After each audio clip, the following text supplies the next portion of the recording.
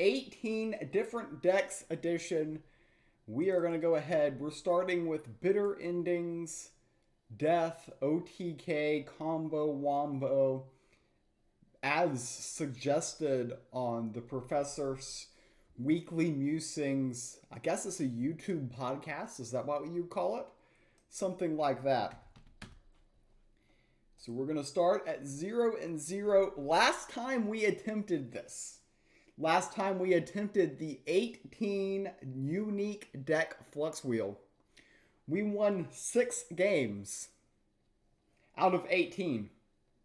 For those of you at home who have an abacus, you will know that that's not very, very good. So we're going to try to do better than 6.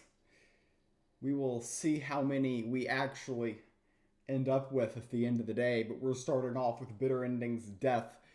One of my favorite decks to play. Not saying it's my best. Not saying it's my worst. But it's one of my favorites. And we're queuing into another Death deck. This could be a mirror. Probably not with that God Power selection. They're either Anubians or a Control Death. If they're Anubians, I think we want them. Maybe we don't. I know we don't want that. This is okay. I'm going to keep because the V-Rock does have synergy with the Rock Drake Fleshbind line. There is some synergy there. They're passing on one. If it's Control Death, it's a very good matchup. If it's an Aggro Death, then it can get a little bit spicy. The corpse explosions can be difficult to play around, and we can have our conspiracy theories about all that stuff. And here we see that they do indeed have the Necroscepter. Probably a key card for them if they want to emerge victorious in this match. Or this game, I should say. Go ahead, get the V-Rock in play. If they peel the V-Rock, we can actually play Rock Drake and Fleshbind immediately next turn. Or we can be patient and use Neferu's Sacrifice and go that route. So they are not going to kill the V-Rock, but so that means we can't do the line I was referring to. Is worth noting. So have to be somewhat careful here, but we can use our GP and go ahead and make trade. Next turn we can indeed play a Rock Drake and Fleshbind, regardless of what they do. And then can also play a Siren of the Grave to limit the size of our hand to prevent us from overdrawing. Because that may be a thing that we're keeping in the back of our hand, head, that could be problematic long-term for us here. So we do get the Rock Drake. I'm not super worried about them swarming me, so I'm just going to do this just to get cards out of our hand. Go ahead and obliterate the Blight Bomb. Not a super useful card in this matchup. Our opponent concedes, and just like that, one deck, one game, one win. We're on our way to 18-0, but that is all we're going to see from Bitter Endings Death. Our opponent just didn't feel like playing Gods Unchained today. And if we have that happen 18 different times, then we will have a very good weekend. So let's see here. I'm going to go ahead, clear the cache here. Hello, Hugo. Hello, K Street. How you doing there? Yeah, Professor got me started off right. Yeah, well, we did queue into our hard counter. They clearly were playing more of a Control Death list, and they just didn't feel like sitting through that. So, win trading reported already exactly here. We're going to go ahead. The way I'm going to do this is I'm going to play all 3 of my Death games. So, we will queue in next with Anubians. If I can find the list. There we go. So, Anubians will be our next deck. Then I will have a poll for the chat. /poll.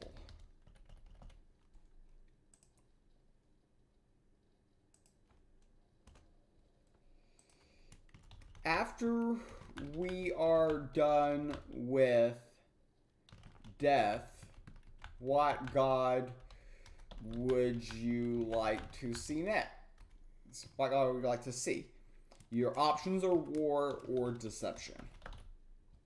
We have 3 unique decks with every god. You will be seeing everything this stream, regardless of what the poll results come out here. We're facing Deception, so we have to be very careful with our Priestess of Decats in this matchup. We do like the early Skull Scepter, though. I'm going to go ahead and mulligan away the Curse to Greed. Pharaoh's Heirloom I actually kind of like a little bit more. Do I keep this? I mean, the turn 1 Skull Scepter has to be pretty good. I think I can play a Priestess because they can't Umber it yet. And then it'll probably just die. Just follow the Flux Wheel clockwise. Yeah, that's one way of doing things. Okay, they have Orfeo. We're going to go ahead and get the Skull Scepter in play. So the main idea is they can't really Umber this, and we should be able to kill this. They're probably just going to end up trading these like this, and that's fine for us.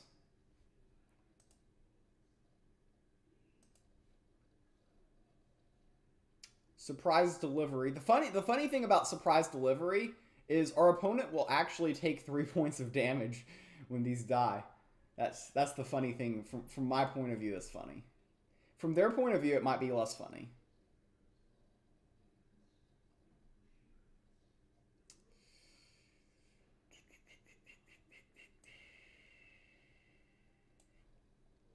I'm not sure this is necessarily correct, but it does slow them down a tad.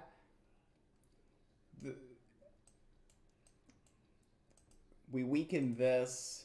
The only thing that's bad about this line is if they have Umber Arrow, they can kind of take advantage of us. But we've already got 1 Priestess in our Void. So that's the thing. I'm glad that we're slowing them down a tad. So I'm glad about that. Go ahead and they Orfeo's Distraction this, which isn't terrible for us actually.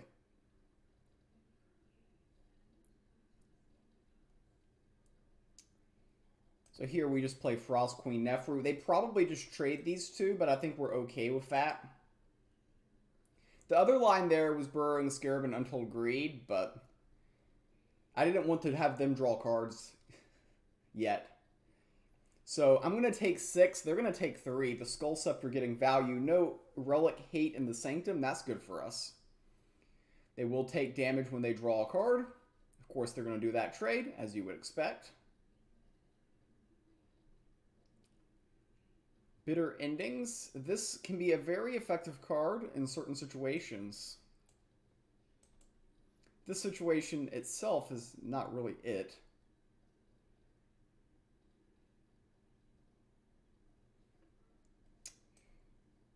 Just get this out here and Brimstone.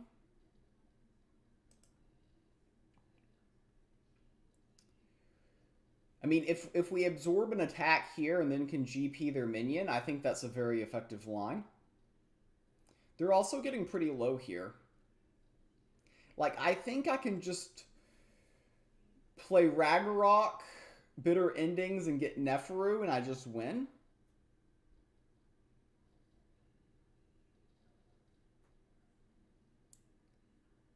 Bitter Endings into Neferu.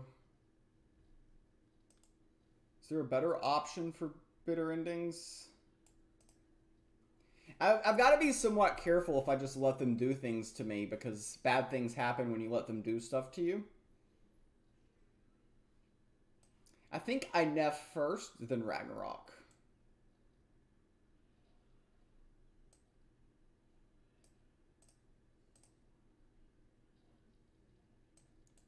Because it's actually better if Neferu has less health.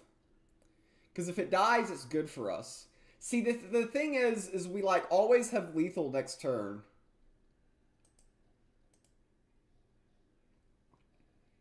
I mean, if they kill this, then we replay it and it kills them.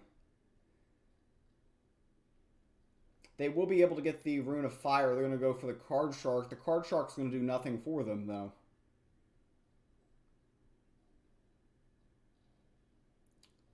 We have 19 different ways of lethal.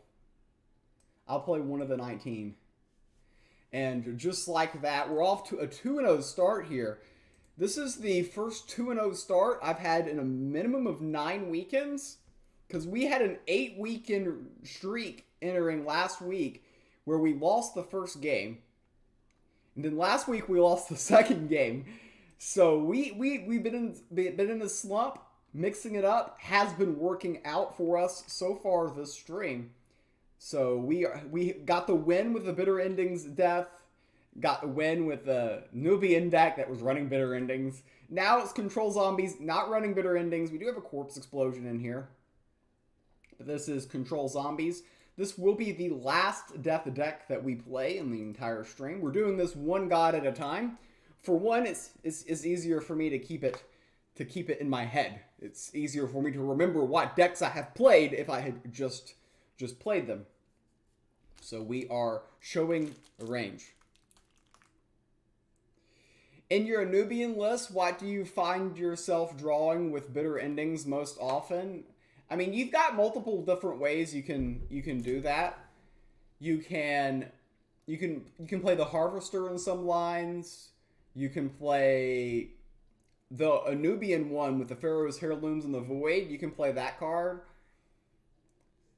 You never take Anhotep, because I don't run over the line. I'm not even sure it's good in the Anubians, but I was just running it anyways. So we are playing Control Zombies, not necessarily a zombie OTK. So I'm leaning more toward Blood Ritual to slow our opponent down. We love seeing a Pyramid Warden and a Necroceptor in our opening hand. Just looking for that third card.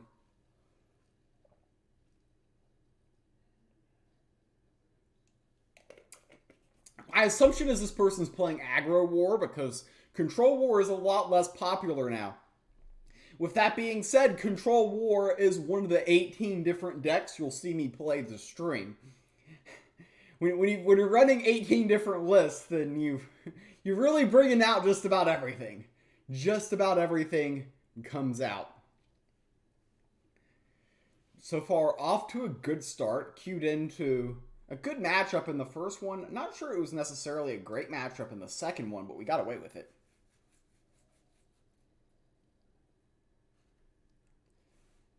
Unreal Muse, really excited for this fake sister reveal. You don't even know if I actually have a sister, if I just made her up. You don't even know. Yeah, he's all super excited over there. Just chill, bro. Necroceptor here. Let them figure out what they want to do with the Pyramid Warden. Hopefully they don't have relic removal.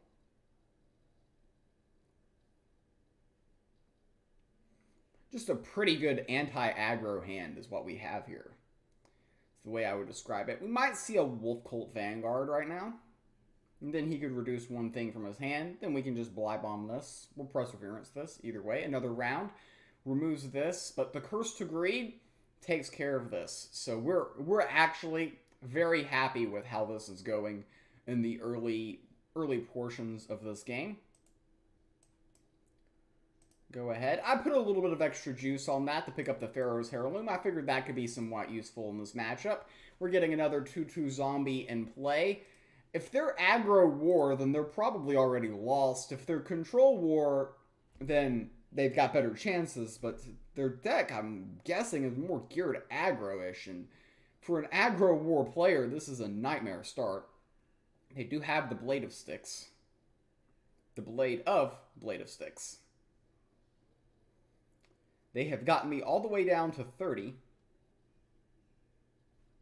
I don't think that's a sign that they're doing particularly amazing here. I'm just going to go wide because I can. Utilizing my mana here. We've got a wide board.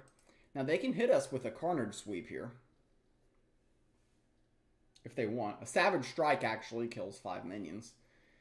They would feel like they have accomplished a lot, but they're not killing any what I would call high value minions. This minion did not get hidden, so it will indeed not live. So I've got to figure out, how do I want to remove this minion? I've got multiple different paths I can take here. I'm going to go with the path that leaves me with kind of the best board possible.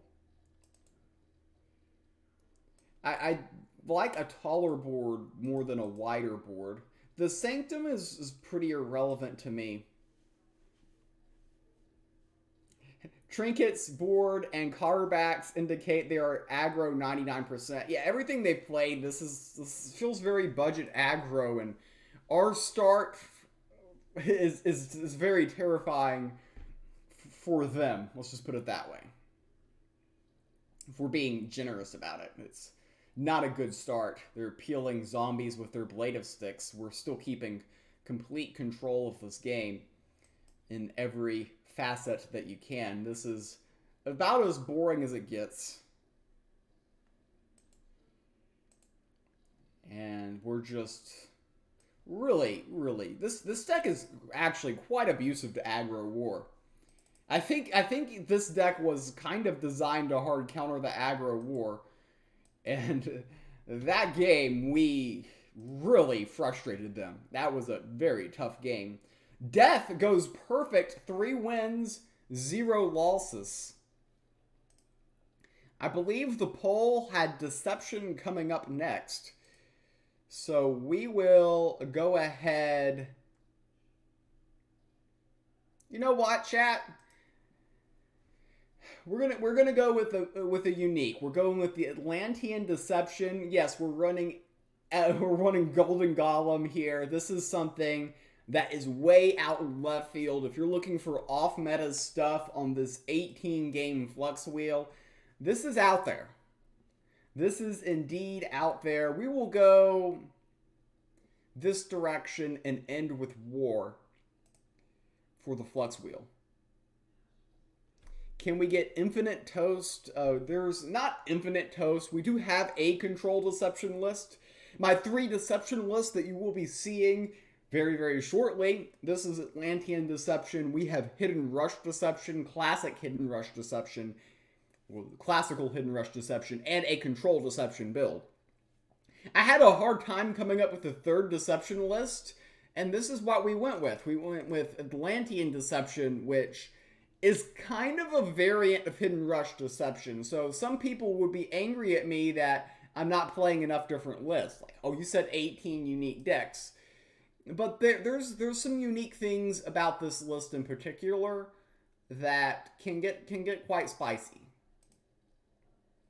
We've got the Boost Walker for the Atlantean package. Okay, yeah, this Boost Walker on the Broken Harvester is actually a very good line. We've got 2 Broken Harvesters. These are 1/5 Atlanteans, and in this particular matchup, they are not bad at all. Because they're 1/5, they don't get picked off super easily. And they're actually incredibly good against the Shadow Scryer opener.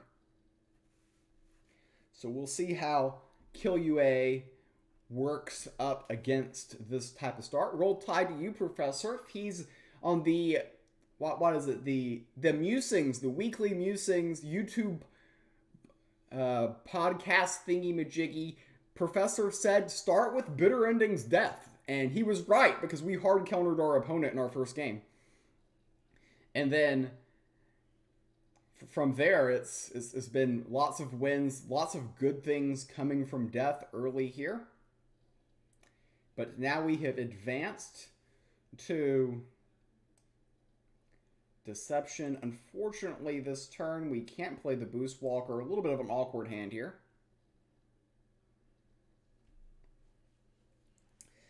A little bit of an awkward hand here. I think that he's not going to be able to remove my Atlantean. Interesting.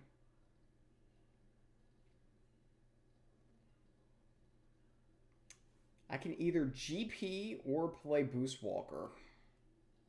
I kind of want to Boost Walker the Shade Walker. But I also want to kill this first. Yeah. So there is a line here that makes some sense.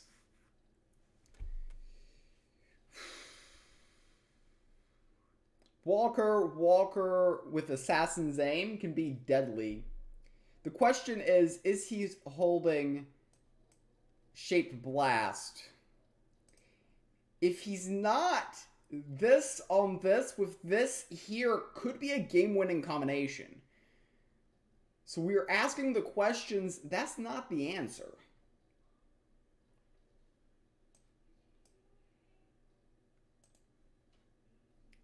So we're going to go ahead, we're going to make this Shadewalker quite annoying here.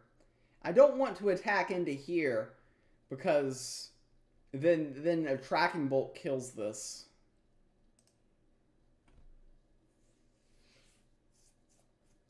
So he basically needs Safeguard Incantation here to avoid taking a lot of damage.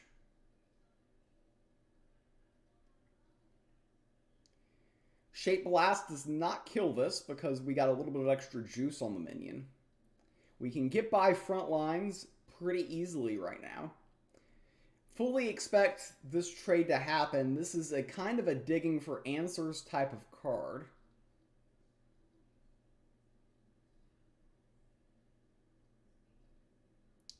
The question is, will he find answers? And Street Conjurer is very scary.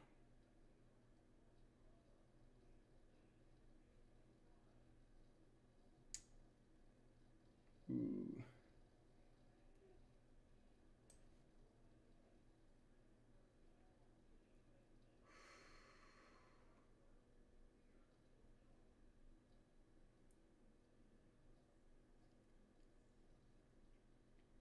I think I would just have the win if he didn't just play Street Conjurer. So the plan here is Pietro to hide. I'm not going to buy from the Sanctum. Bad things can happen. Nothing in the Sanctum really bothers me at the moment here. So playing Pietro protects against Safeguard Incantation type outs. Shape Blast does kill this minion. Then we might have to get Pebbles involved.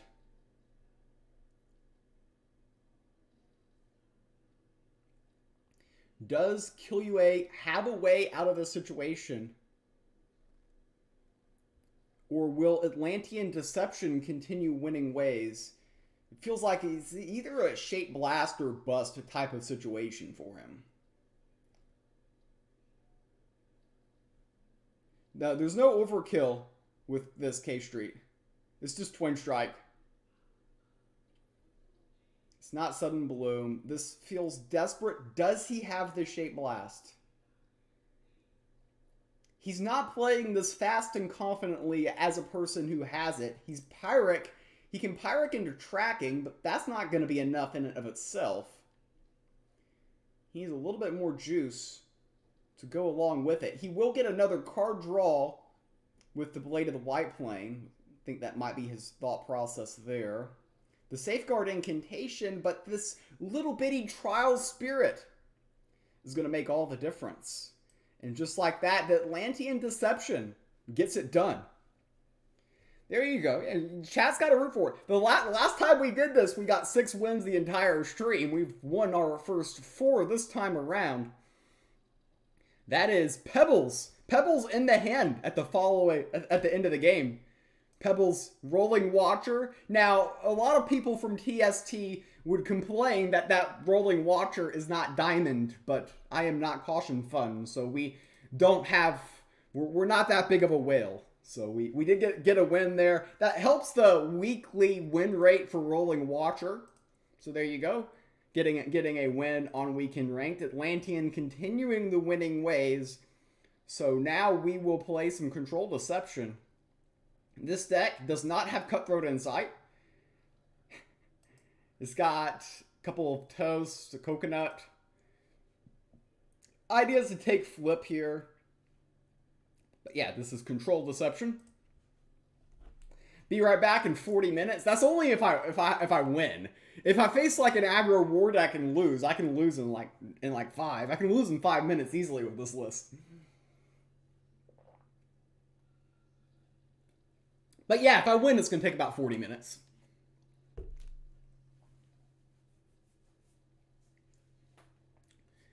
If I win, it will indeed take a long time.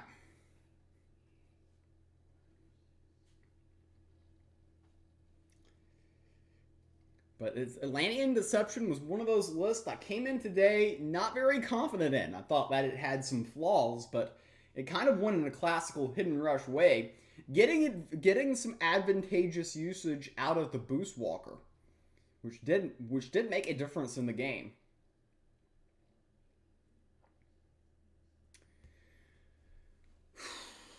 Do I do? I don't do Orpheus Distraction. Do I do Thievery or Flip? I think I go Thievery and go Value here. Though it's tricky in this matchup.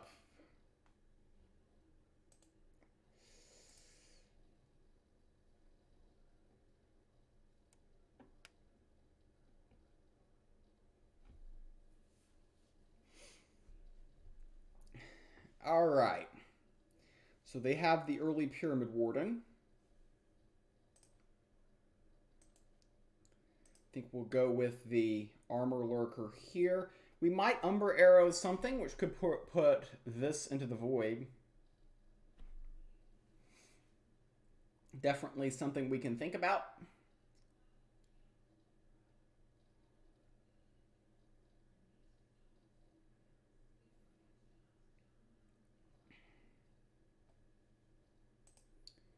Hit this button. Okay. So these two are just going to end up trading. That's fine. If they decide to kill this, then we can obviously get it back. So they got to be careful. I do not have Deception Unshrouded in this version. I have so many 7 drops because I'm running Demogorgons and Ember Onis. I kind of went over the top there. Wow. He goes with Form of Power instead of... Okay. Interesting.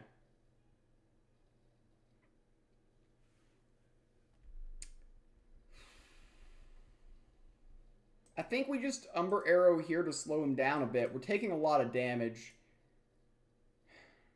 Though I hate to put that in our void. Don't think we can take either of those at the moment. Starting to think that maybe Thievery was wrong. I might should have gone with Flip. I think he's playing Card Draw Magic, which is not a good matchup for us. It's actually a pretty bad one. I did say Flip initially. Just a very difficult matchup. If he's Control Magic, Thievery Value isn't bad. But as CDM, it's really difficult regardless of what GP I take. It's just difficult.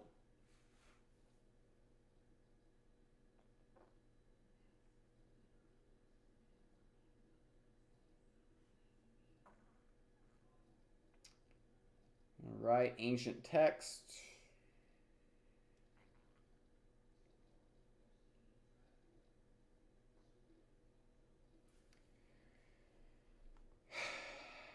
I can Bound by Her Will.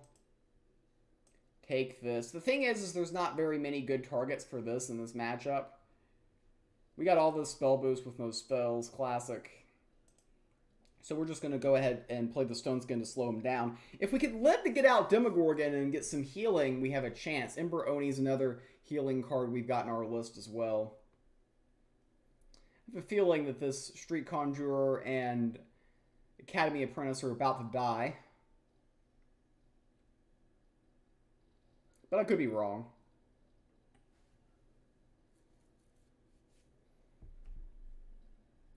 So they do indeed heal the minion.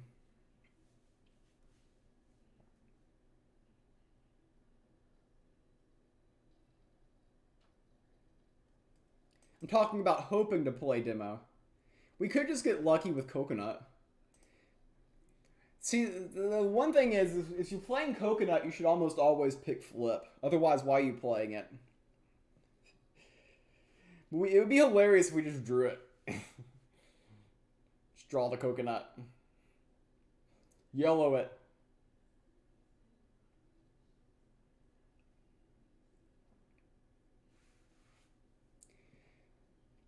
Last turn was kind of a very weird turn for them. I have no idea what they're holding, but it was very weird.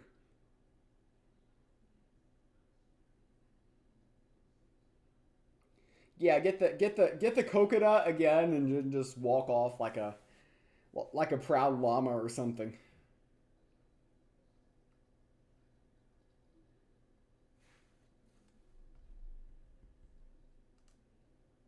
Okay, they gave this ward. We can still Umber Arrow the Shadow Scryer to kill the flying carpet.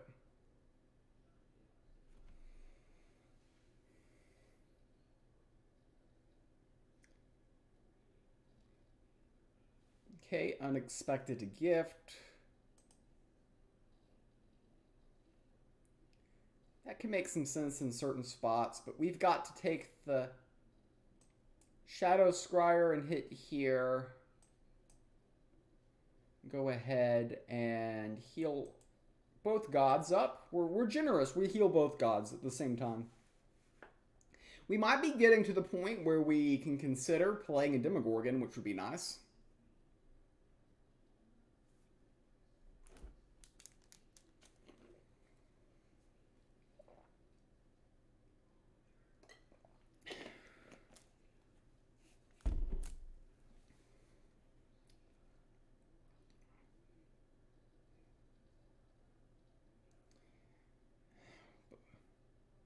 You know you are in trouble when in turn 5 you are hoping to play Demo. We've been hoping to play Demo this entire game. Nothing has changed. It's all a part of the process.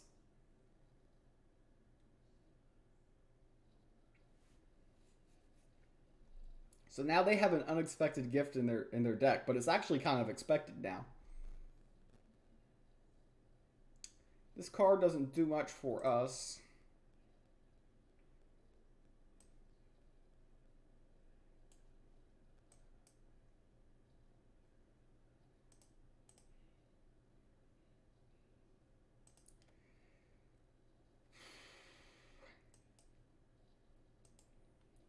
So we go ahead and we peel the ward off of this, so when we play Demo, good things happen.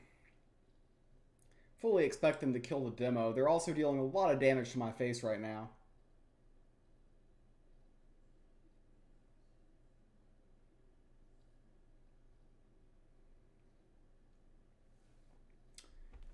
Will they trade here? Oh, they're just going to give up the relic. Interesting. Well, not give up the relic, but give up the relic charge.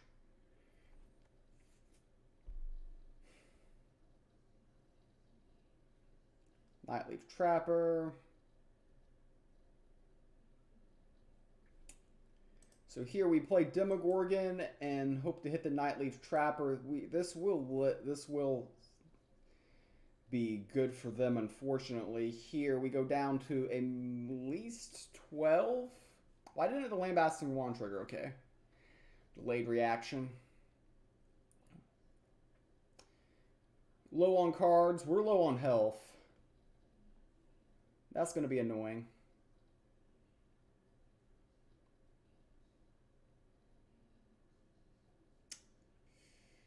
Okay, unexpected gift is good. So we will go ahead, kill that.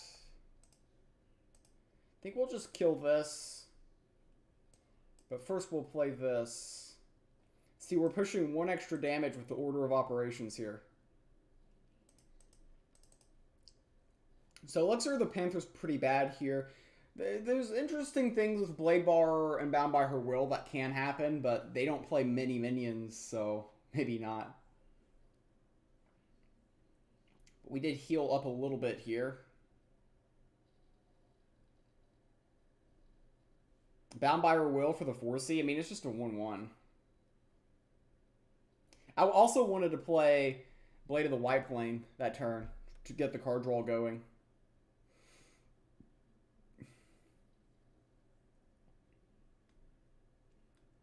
Or at least draw 1 card. Couldn't really do that. And I mean, I could have burned my last pip, but I didn't think that was necessary that turn. I need heals ASAP. That is true. What type of one do we get here? I could draw Hortuck because I always claim how much it sucks. Sounds like something I would do.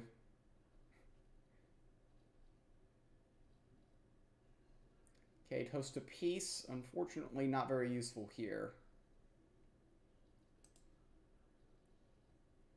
Speaking of not very useful,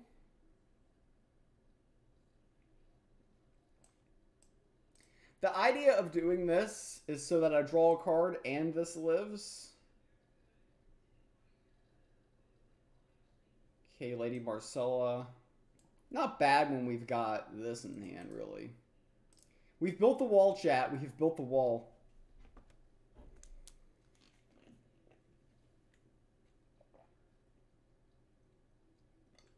We were probably going to bait like a GP or maybe a tracking bolt here. Building walls is certainly on brand for this channel, that is true. They are drawing a lot of cards, and we are at 12. I am slightly apprehensive about our situation.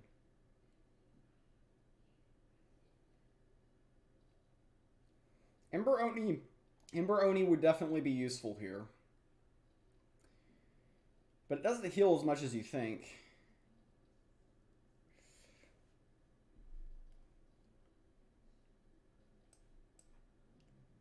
Go ahead, we will draw a card with this route.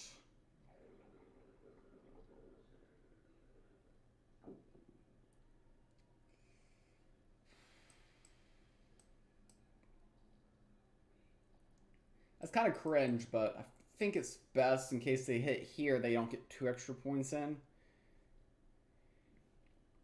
We have only drawn 1 Demogorgon this game. We've got a Hortuck. We have 2 Ember Onis left. We've got Ethereal.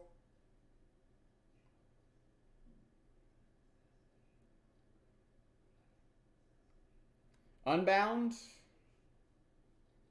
I mean, if he has Unbound, he has Unbound. He might just have lethal. Pirate Knowledge is lethal here. Yep, that's our first loss. Nothing we could have done in this matchup. Just didn't draw enough healing. Only drew 1 demo. Very unfortunate. So Control Deception is the worst deck in Gods Unchained. Because they nerfed Cutthroat. If we had Cutthroat, we would have won that game. We queued into a bad matchup there. That played a large part of it. Now we're gonna play a deck that lost 4 games in a row yesterday. So naturally, weekend rank time is gonna be clutch.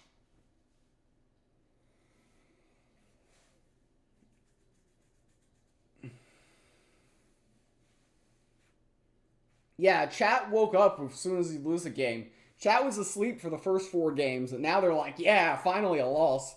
What we tuned in for. They feel like they're not getting their money's worth because the first time I did this challenge, I ended up with 6 wins and 12 losses. So we have not been on our loss pace yet.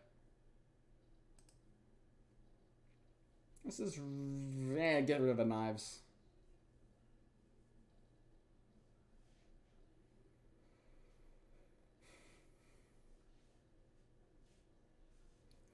Yeah, Unreal Muse loses his dreams of seeing my sister, even though that was never promised.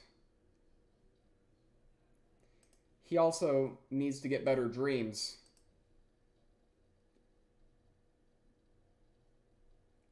Control War is contender for the worst deck. We'll see. We'll see. Control War is one of the decks on our itinerary. We will see if it's worse. I don't know. Maybe it is, maybe it isn't. Gotta play the games to find out. Got Lady Marcella and Umber Arrow. These can do things. What deals am I making? I mean, haven't made any deals so far. What are they going to do here? Pipping into 3. 3 is kind of an awkward number for them. Makes Control War the finale. Actually, I think we are ending with War.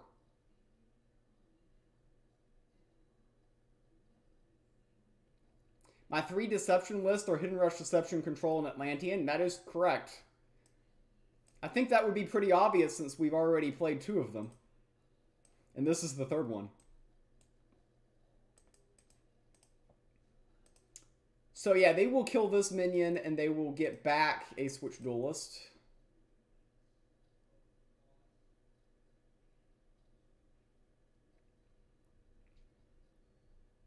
I'm thinking they're thinking about doing this and this, given the line they played last turn. No cheating allowed, exactly.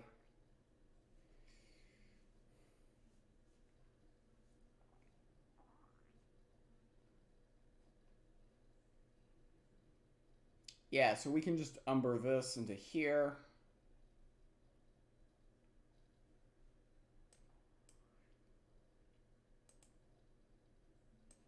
We didn't even really need to do that, but we did.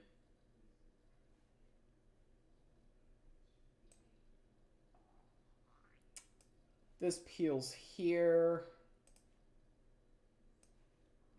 We're playing this game like Control Deception, which is kind of interesting.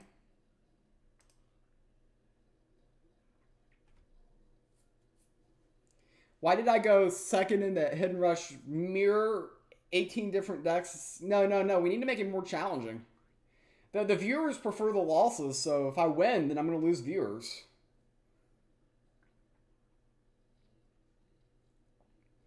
You're not thinking about how I'm going to become famous, Professor. I'm not going to become famous by winning.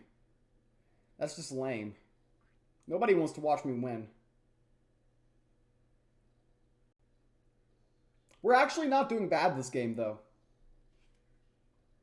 We're actually winning this at the moment. I don't see how they float 2 mana playing Hidden Rush there, but they did. Take out their relic, play a cat, build the pressure here. Want to become famous? Yeah, I've gotten less of those want to become famous now that I'm partner.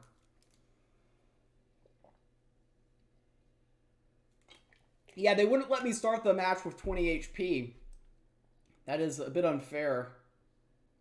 Would have been good for the content, though.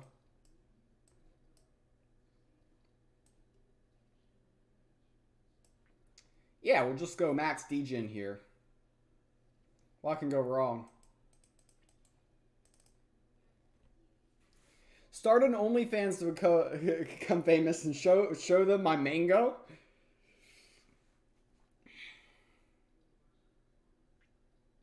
Amateur hour with 2 mana floating. Yeah, it's like this person hasn't seen Hidden Rush on the internet before. I'm at 26, so I'm not super concerned here. Okay, Stone Skin, that was useful for them. I think we have them playing defense, though. Defense, okay, that's going to be some offense from them. Can they prevent lethal, though? We are threatening 7, 8, 9, 10, assuming they use their GP right now. Ask Igor to stop by Walmart and pick up a case of mangoes. I don't want mangoes. You all want mangoes. I don't want mangoes. That's a you thing. Yeah, we have lethal here if they just use their GP, which is probably what they're going to do here. Yeah, we still got lethal. What deck do I think is my weakest besides Control Deception? I mean, I thought my worst deck was Atlantean. No, it's Coconut Light. Coconut Light's my worst deck. Who are we kidding? Coconut Light is definitely going to be the worst. Atlantean Deception was pretty low on my list also, but it did win, so. Persian rolls this week. I mean, if we get top 10, I mean, we'd have to celebrate, right? It is Memorial Day weekend. Holiday weekend here in the United States of America. Happy Memorial Day to everybody. And we will play Stormfield. There we go. Hello, Dark Slash. We are doing 18 different decks, weekend ranked. And so far, we've won with 5 out of 6 of them. So, 18 different decks. The last time I did this challenge, I won 6 games out of 18. And we've won 5 out of 6 to start this stream.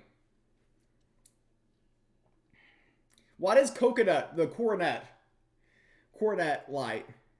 And 5-1 is actually a very good start. If I get top 10 while I do a mango eating... No, we don't eat mangoes here. No, we don't. We don't.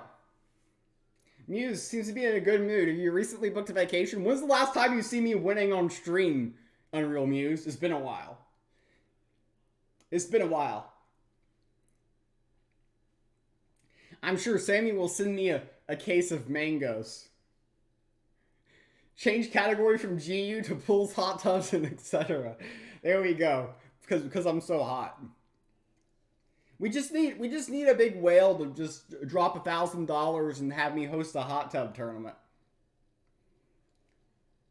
And there we go. We can do that again. You were at the hot tub tournament 3,000 years ago. I actually did host a hot tub tournament in 2021, but none of you were here, except Professor was here. Do they ship mangoes to Alabama? I don't think so. I mean, we don't have shoes. Can you deliver mangoes without shoes? That's the question.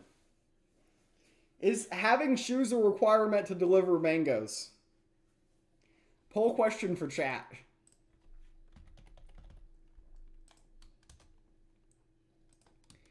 Is having shoes a requirement for delivering mangoes?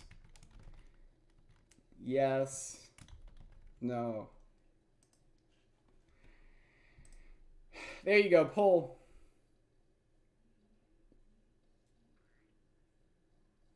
It's not a truck or a shotgun.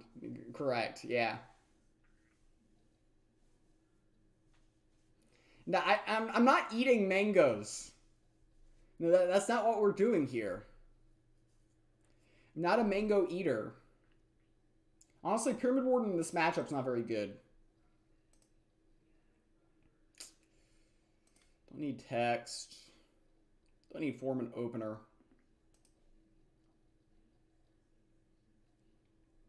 Not a great draw. We didn't get Form of Unity, Dimension Door. Didn't get my favorite cards are the stuff that you draw cards and reduce things at the same time. We've had mangoes in the house often. Fake news is not a participant. Yeah, it's not a part of my diet. My diet consists of 0 fruits and 0 vegetables. Having 2 Stormfields, this is a really bad hand. Very bad hand. Because the double Stormfield lines are really bad against Magic, which loves to safeguard incantation. So you never want 2 Stormfields in this matchup. Speaking of safeguard, in fact, I can burn 1 Stormfield here. Yeah, so this is just GTO. We just burn 1 of the Stormfields. We don't need 2. We get rid of the ward off of their god, which is good.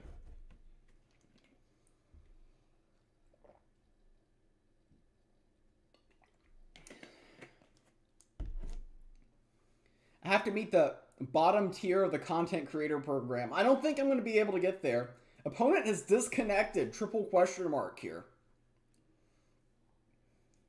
They're here for the excitement. Man, Saints must be paying off a lot of people this stream. he wants this 18 unique deck turn thing to go very well. He doesn't want another 6-win weekend rank, which is the last time we did this with 6 wins. Yeah, they probably are stream sniping and heard about the mangoes, and that's very problematic. Like, honestly, we can keep this. We've got... I think I have to play Dimension Door to reduce this, though. And then Pip into Warp. It's okay. I've screwed up. That was a huge mistake. I did not get the reduction because I did the order of operations wrong. If I Pip first, then, yeah, it reduces. Yeah, that was big. A big mess up there.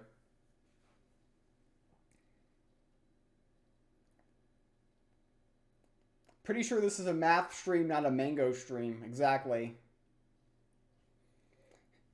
If we add enough mangoes, it becomes a math stream. I should stop talking to chat because I'm making a Play mistake. Hopefully that 1 mana doesn't cost us.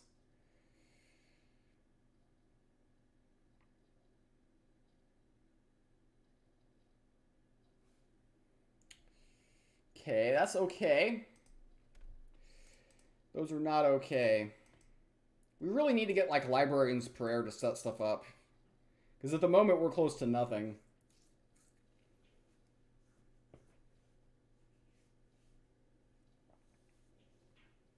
Guess the Warp Engineer wasn't very good draw. Maybe I could have kept one of the pings for this. Yeah. Might have made sense.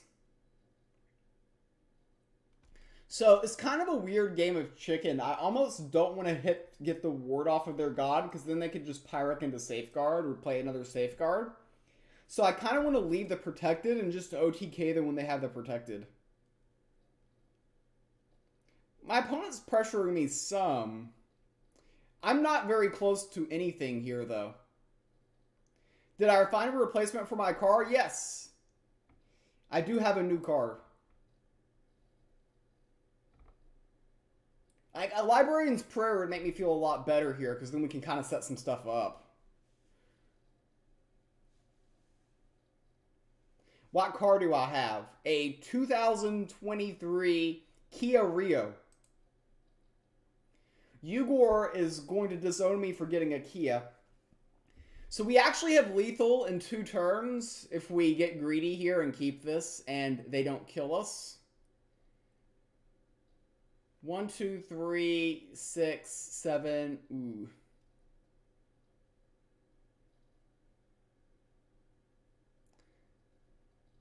But I have to play this next turn. It's so committal. The thing is, if I wait any longer, I think I just lose. I think I just gotta hope they don't have Safeguard.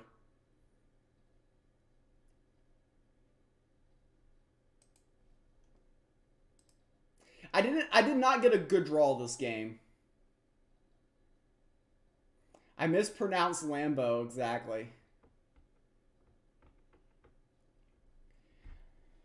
See, the thing is, if I wait longer, I think they just kill me. So I think I have to go for the risky line next turn, pop the Protected. I have to actually pop the Protected next turn, because I don't have enough mana to play all 3 and do Stormfield Form.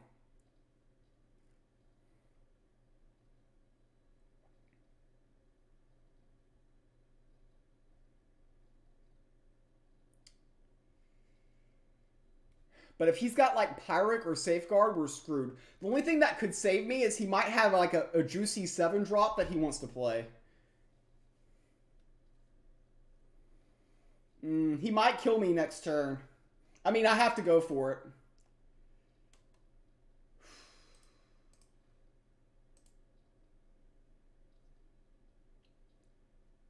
Like yeah.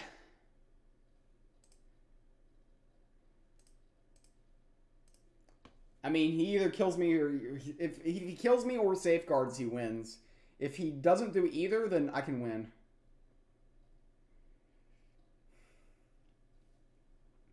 Do nothing here. Play a Demogorgon. City Planner is a really good card.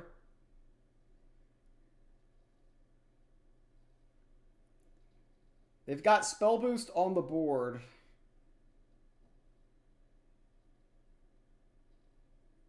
They're going to the face. They're getting out the Abacus here.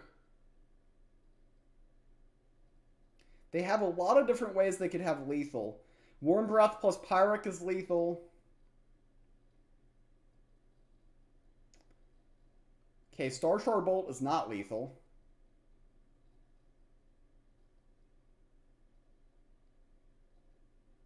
Mage Bolt is not lethal. Vow of Champions is not lethal. And we do have lethal next turn. If he had anything there, a Safeguard Incantation, absolutely anything, he would have gotten us.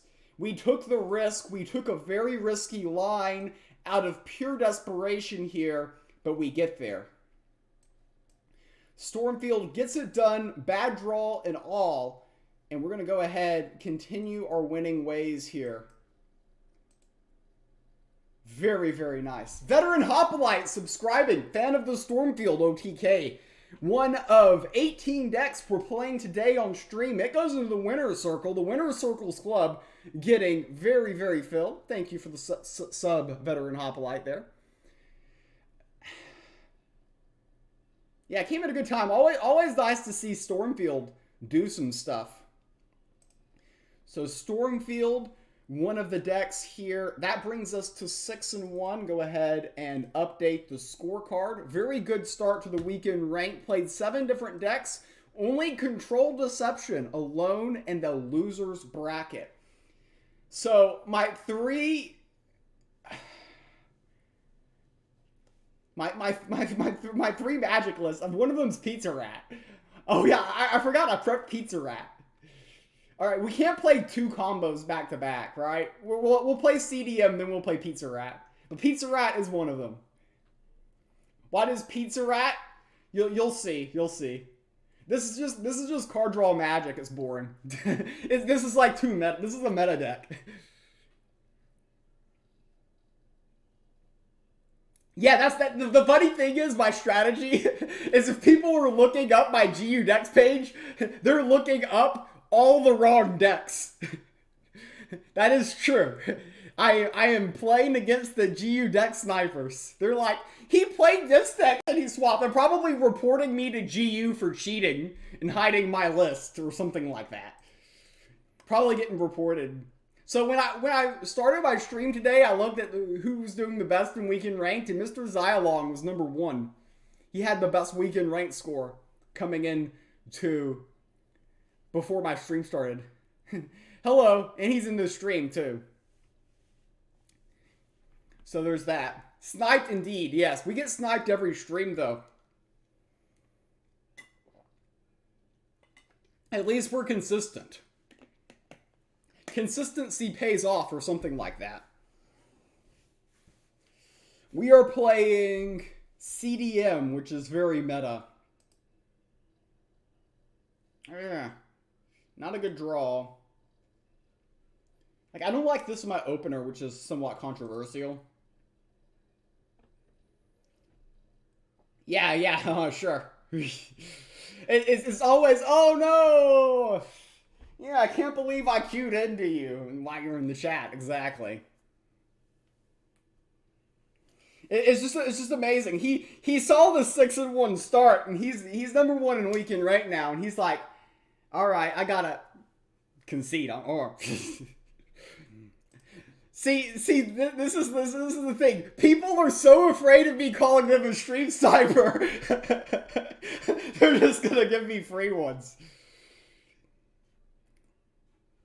Yeah. Paid actors, indeed. You're either a paid actor or a stream sniper.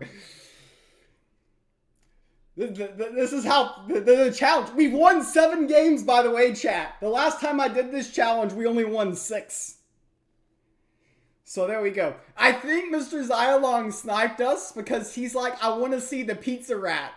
And yes. Yeah, he wanted to see the Pizza Rat. So you could say that this is a traditional school teacher deck, but look, we got the Rat of Sorcery in here. And this is the Pizza Rat because when I named the deck, I was looking at a GIF of a pizza rat on a subway system in New York. It was a giant rat that had an even gianter slice of pizza. So that's what this is about.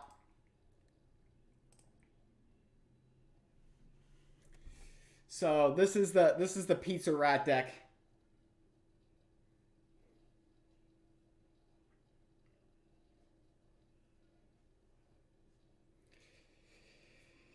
This is not, no, there's no mango. We do not have a mango rat here. There is no mangoes here.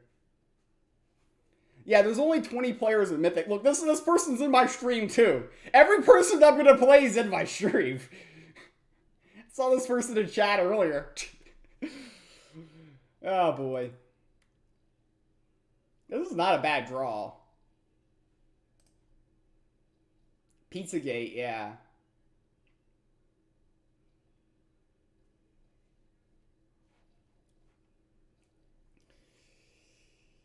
Let's make Muse 17-1. That's what you're trying to do. I don't think we play Lost in the Depths now, just 4C. We can keep Pyric. Honestly, having this is okay, actually. Yeah, because next turn we play Static and Lost in the Depths. It makes sense. Could have kept the Pyric, though.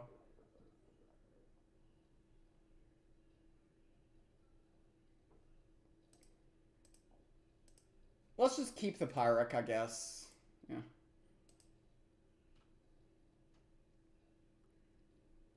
Nazca got an interesting deck. I have no idea what deck he's playing. I know I'm playing this teacher stuff. This is gonna look very sus when everyone looks at the number of turns my games are. He didn't like to see Lost in the Depths. He's like, no. Probably just control Magic. Yeah, we've got the top 10 brewing here. NASCAR fan from New York, something like that. Paid actor after paid actor. You would do the same after seeing Lost in the Depths? Some people would, yeah, depending on the matchup. Okay, Light is next. BQ for the next win. All right, chat, we're gonna play. Somebody asked me what my worst deck is, and that's what we're queuing up next. Since everyone's just giving me free wins, I might as well queue my worst deck. So where is it? Coconut. Coconut. We've got one minion in the entire list. It's Coconut. So yeah. See how this works. Want to see the Coconut? Yeah, I want to see the Coco, exactly. This is like 40's list? Pretty much. I mean, it's a meme. If we run into any aggro deck, we just lose. But some control lists, if you let us get our Coconut stuff going, it can work. It can work. Yeah, it's very easy to play all these decks when everyone just concedes. Why is it called Coconut? Because there's a card called Divine Coconut. And some people call it Divine Coronet, but they don't speak Alabamian. They don't understand. Keep Enlightenment, maybe. Wrong path, a bit too slow. Sure. Show us the Coconut, indeed. I think this deck actually prefers going second. It's kind of weird. I can Enlightenment, get... Yeah, two different things. Makes sense. Enlightenment on 4. So I can play Enlightenment on 4, and then play Coconut on 5, and then play Coconut on 6. Or just play Coconut first. I'll burn a Light's Levy. What else am I going to use that for?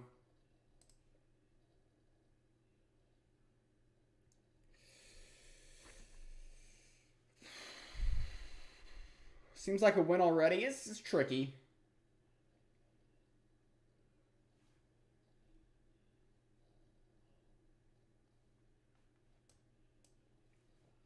Go ahead, Ukos here. I can play Coconut next turn. And then play Fated of Rival and then Coconut again.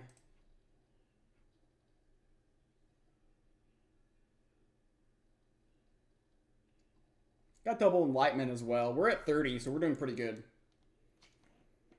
Why do I have so many non-shiny core cards? Because I'm so lazy. I don't go to the Forge. I'm just lazy.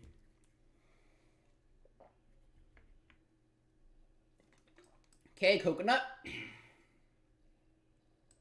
Then we play Fated Arrival and get the coconut back again.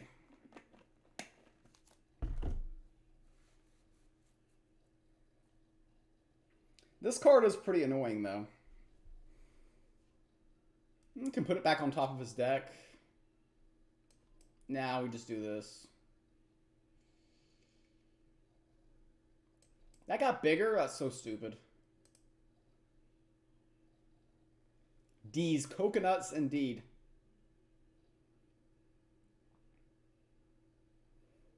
So we took a lot of damage. This Mountain Watcher has gone moon. We really need to get something there. Am I a GU genius? I'm crazy or something like that. I can play this, and then this would get all these keywords.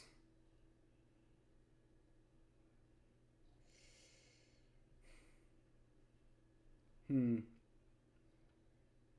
think I need a coconut here.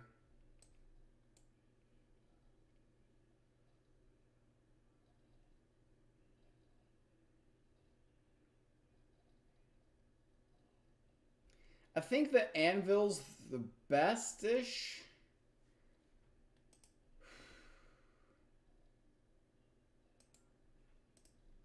I mean, Echo's a line there, too.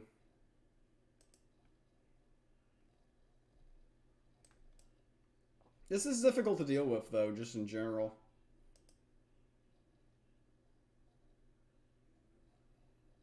This is frontline, this is frontline, so it's difficult to get to this, unless he's got like a Viking longship or something. Echo could have killed this minion and potentially this minion and had this with frontline still in play. It was a line.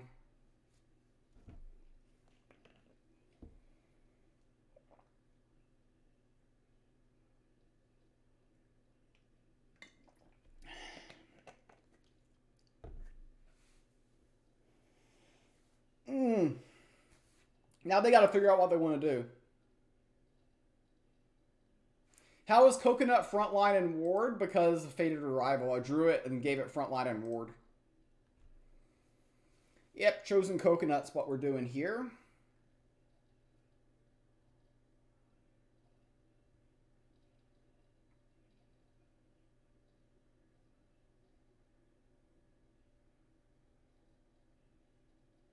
Can they kill this? 'Tis the question.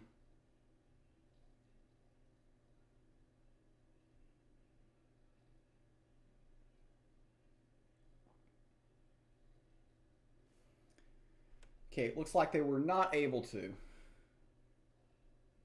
I could wrong path this. I think that's a good line.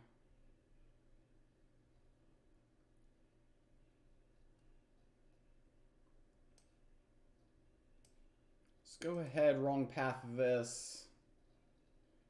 Draw a card. Cincher's not bad here.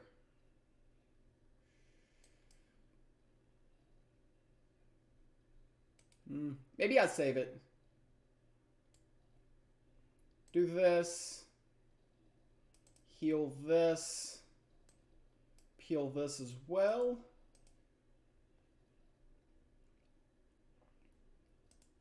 I like grabbing the archer because it can take the ward off of this minion. He can still play Soul Survivor and kill this, which is annoying. Maybe I misplayed that line.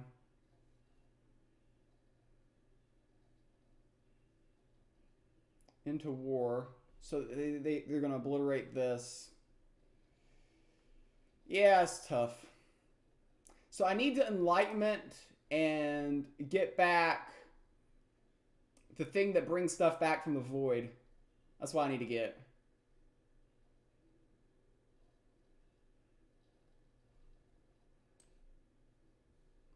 I can kill this first. Now I want to pitch this. Yeah, I want to pitch this. I can just censure this.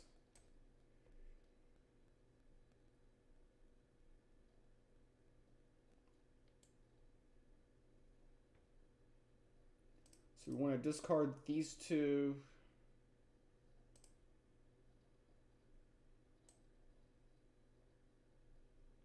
Get back Born Again. I can get 2 Born Agains, which is just insane. Maybe you just need 1. Maybe another Censure makes more sense. Yeah. Let's be more sensible than meme-worthy.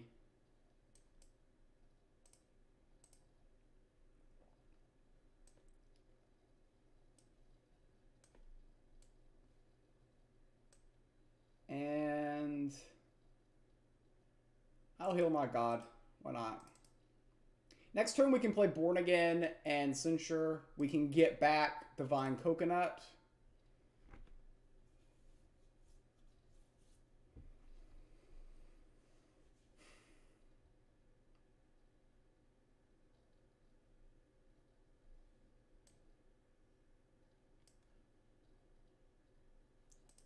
So that's the idea behind this.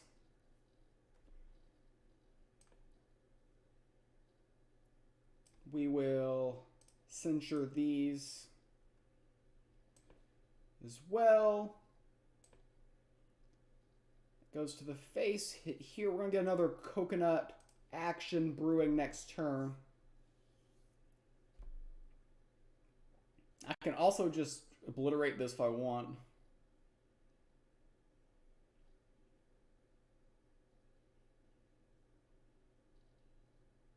So that actually does not get order. Worked out very well for our opponent here. Savage Strike. We're okay with them burning that, I think.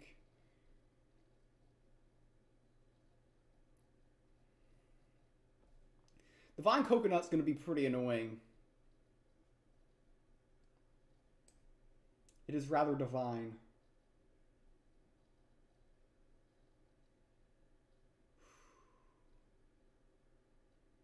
I kind of like the Echo Fan because of how immediate it is.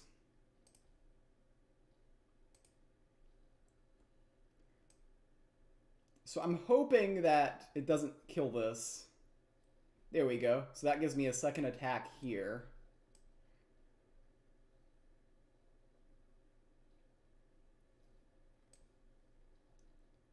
And we can just play the Golden Saber.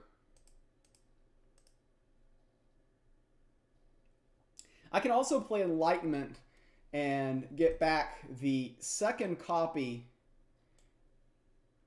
of Born Again if they kill this. This no longer has Frontline, which is disappointing.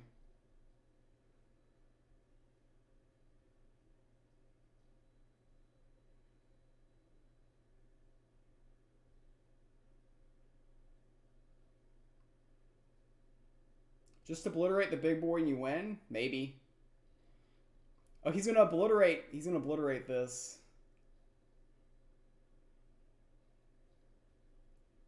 Can he deal with Echo?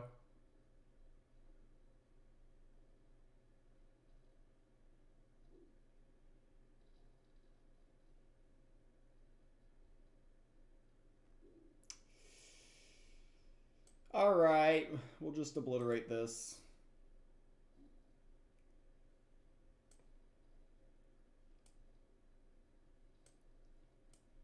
Go ahead.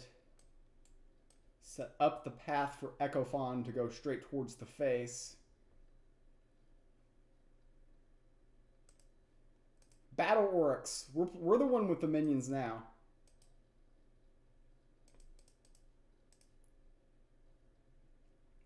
Echo's problematic for them to deal with, I think.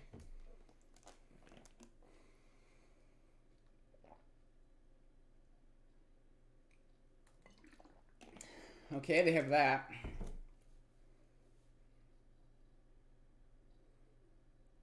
So they will be able to peel the Battle Oryx.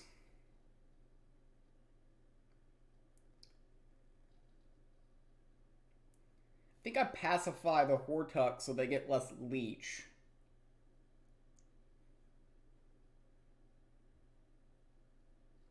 I have to be cognizant of Soul Survivor, though. Enlighten to Order. I don't think I can Enlighten to Order, though. I don't think I can do it. Because I've already played 2 Censures. I don't think I've got another way around it. I can Enlighten to find out. I'll buy Card Shark with the idea that I'm going to throw it away. Don't need Card Shark or Ukos. Oh, wrong path wins.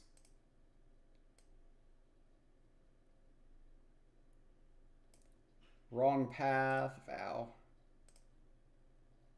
I forgot about wrong path, but it does win.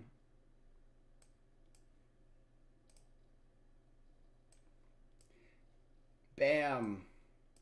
Bam. The Golden Saber with the lethal. That's something you didn't think you would hear today. You did not think you would see a Golden Saber lethal. Aetherbot's power. In no order, but it still worked. 9-1. That was the deck I thought would be my worst deck. But we did not queue into a bad matchup. We queued into Control War. That's not a bad matchup. We're playing a combo deck. And it was still close. But we don't have to play it. We don't have to play it anymore. Am I the best player in the game in this game and just missing the mango life? I queued into. I've had a lot of pay actors this stream. That is true. Let's try to make Argus great again.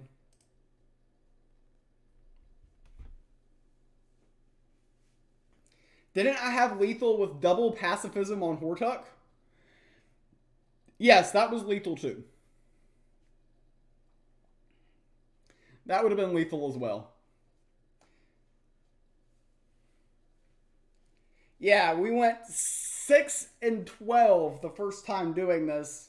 Now we've ripped off 9 of the first 10. We are playing traditional aggro light here. I don't think Argus is to keep in this matchup. Holy Writ's interesting. It's just not interesting enough.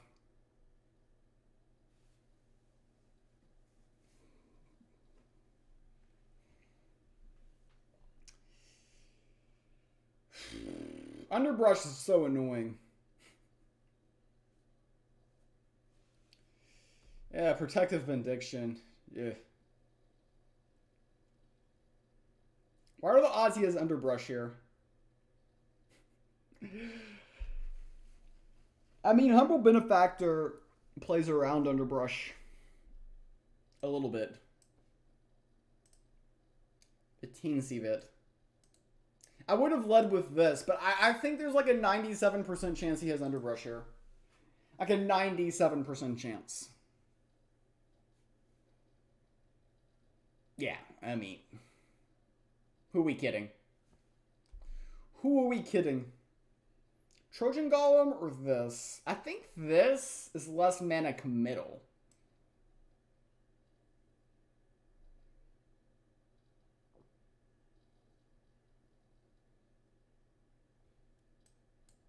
I was weighing my options there.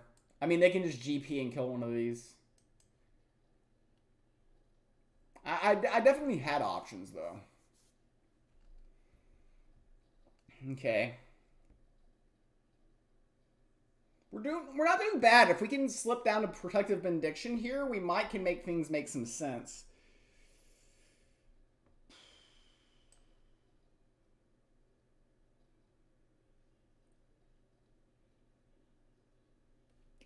Jeez. It's just so much more mana efficient just to hit the GP. I know if we did this and this, then we were setting up into this next turn. But if I go this and this, and he kills my board, then I look really, really dumb. Okay, Protective Benediction works very good against this. I can basically take this turn off, set up Protective Benediction. It's definitely the line.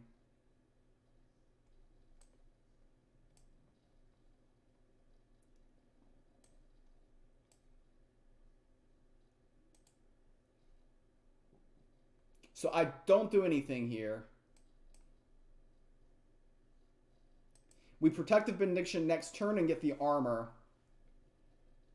And then I think armor protected, armor protected, armor protected.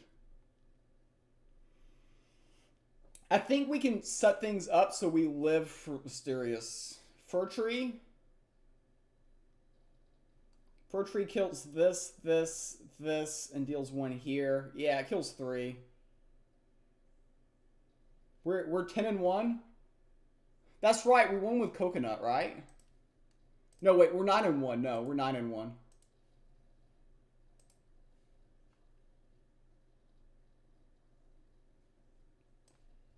So let's do protected and armor.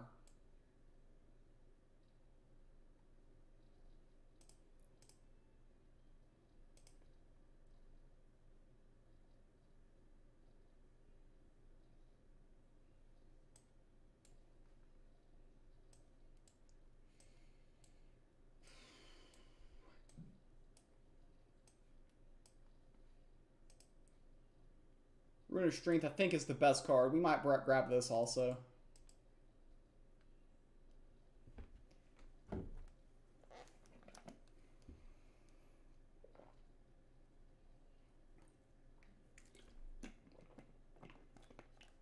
Have I faced any Olympian decks? I don't know. I don't know what I faced.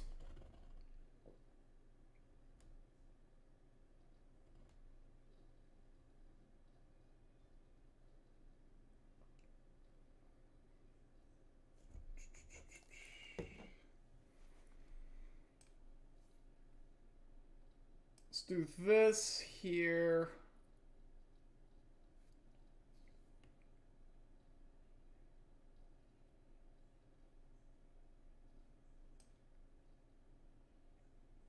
This, the next turn this. I think that makes sense.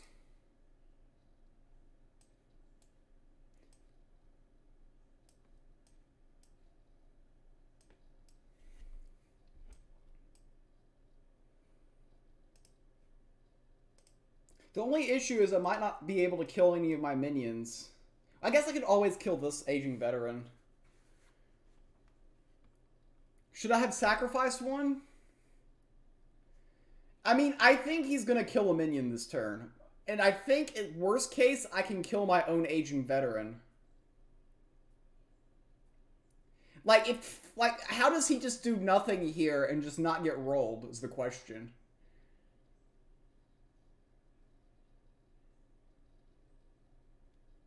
Oh, he's going to get rid of Asterius. This is huge for him.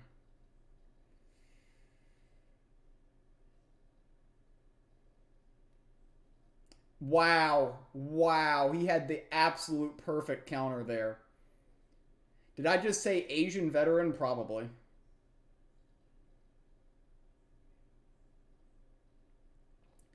These all get debuffed. Asterius is gone. He had the perfect hard counter. I think we lose now. That was like the turn.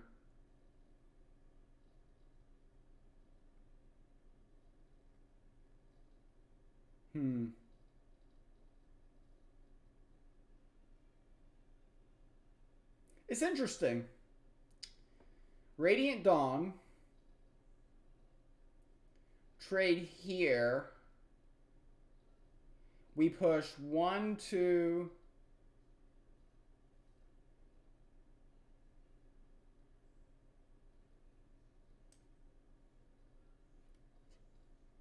I think this is the smart line.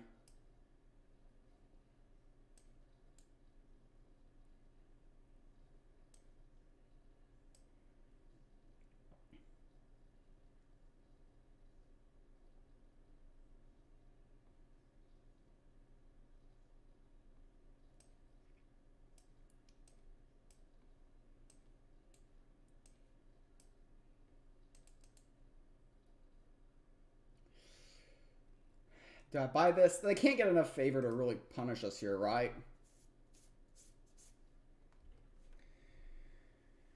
They're 1 turn before they can play Ember Oni.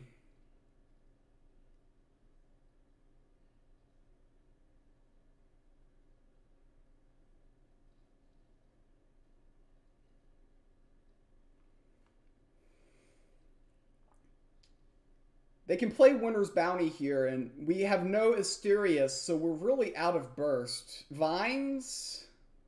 Vines is risky because they can hit their own dearly departed. We do have some damage here. I don't think Vines saves them. They can attack here and then Vines. And if they hit all 4 of these, they're like a god or something.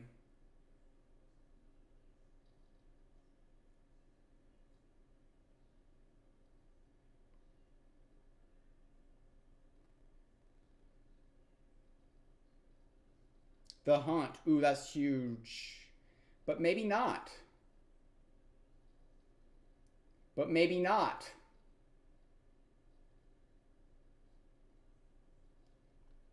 It's not huge enough. Bam. 10-1. We got 10 wins, chat. We got 10 wins. 11 games in here.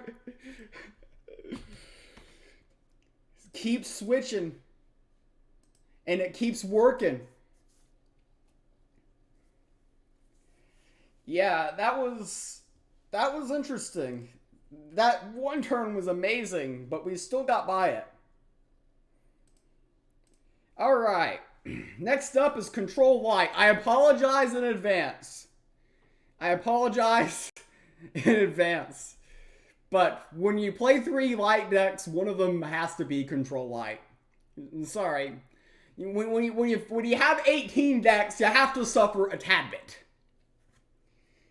All my opponents checking my last deck? Probably. Probably, yeah. The opponents are just like, oh, I'm deck sniping. He's like, why? They're all filing reports to GU complaining I'm cheating GU decks now. That's gonna be the next Infinite Mana scandal, is FakeMews is cheating GU decks by having false decks. So there we go. This is triple question mark here. This is a legend in the GU community. I think they got like, what, 6 top 10 spots last week? Ooh, this is not a bad hand. Do I keep all of it or mulligan Martyr? I'm just going to full keep. Do I watch boxing? Not regularly. I do enjoy it when I watch it, though. Inescapable Duty, can get back a Pyramid Warden. They are looking at the wrong mango, indeed.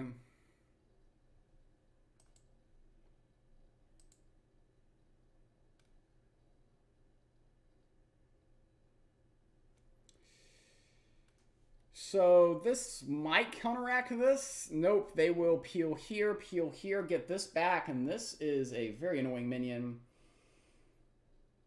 I think I just play Martyr with the idea that when, yeah, we get some boost there. It makes some sense. Vesper's not bad in this matchup. This is going to get peeled. This is going to hit me for a lot. Then we Informant.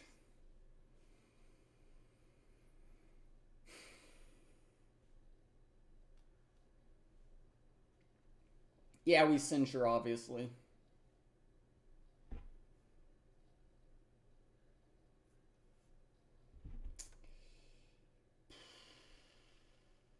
Like, one line here is actually Inquisitor, Informant, Vesper with the idea that we can kill this and save the Censure. That might be the best.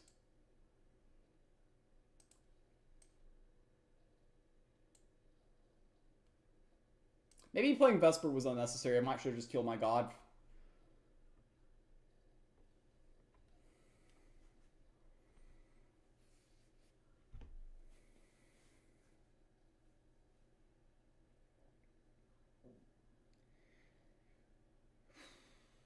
Also, he can give Hidden to Cunning Challenger. That becomes more problematic than... maybe I misplayed this.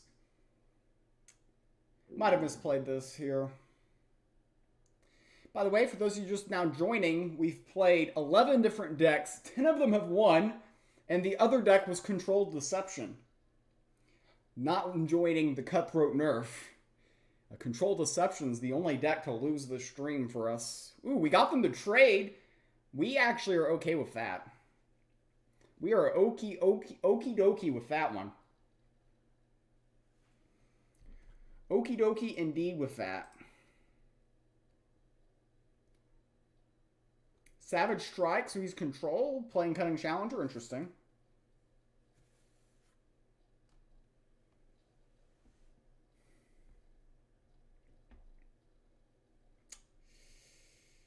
Radiant Bomber.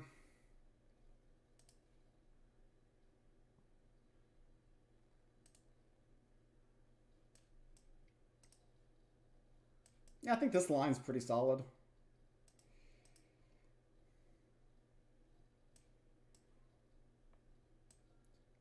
I'll heal my own face.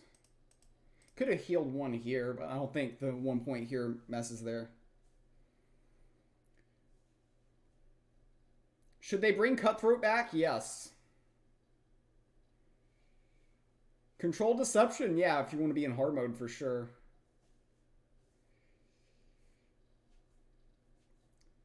This is, yeah, annoying. Okay, Blade of Sticks kills this. I can Inescapable Duty, get back Pyramid Warden and Vesper if I want.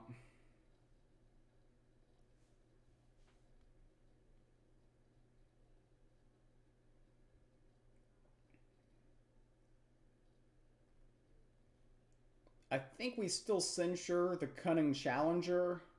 I can save the Inescapable Duty. I can play Radiant Embalmer and Vesper. That's pretty cool. And we just kill the sticks.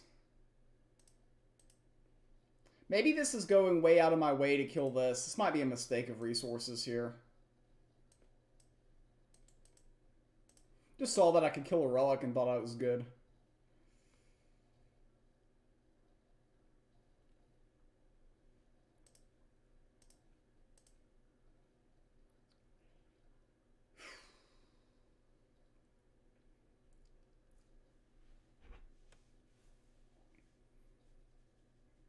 Can still Inescapable Duty and get back Pyramid Warden. That's not bad. I mean, the fact that we're not dead yet and I think they're aggro is pretty good. We're going to kill this. It's fine. I can Inescapable Duty and get back Radiant Embalmer and Pyramid Warden.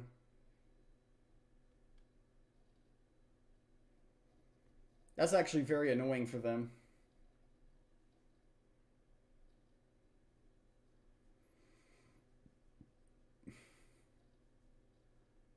Raged Ally, who cares?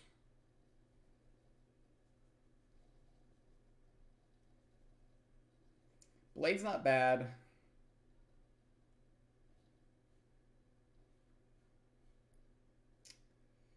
Blade is not bad at all, actually. Let's peel here first. Then Blade here.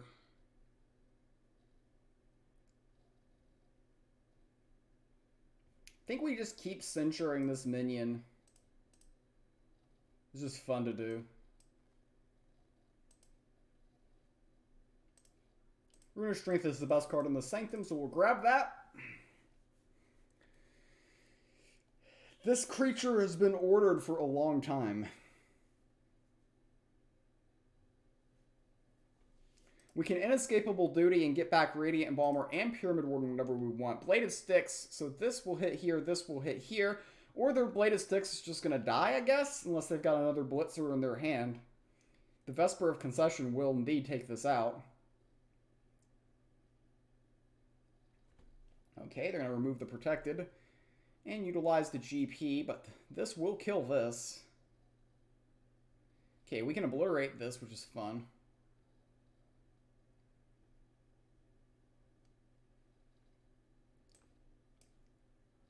Yeah, let's just lock up the obliterate. This will take this out. Pyramid Warden solid. And things are looking pretty good for the very toxic control light deck, I would have to say. This is going well. For the aggro war deck, they got us all the way down to 26, which is not as low as they would like to have us in this situation. Now we're down to 24, so we're really sweating. They get yet another relic, which will indeed die to the Vesper. Okay. Lysander's Mercy. Go ahead. I mean, Blade. I forget. You have to do multiple clicks. I think Blade's better than Radiant Bomber. Radiant Bomber's more toxic, though. Though I think in this stage of the game, I can do whatever I want. I'm going to make something really big. I don't know what I'm making big. Almost crashed the game, and crashing the game is the only way I can lose here.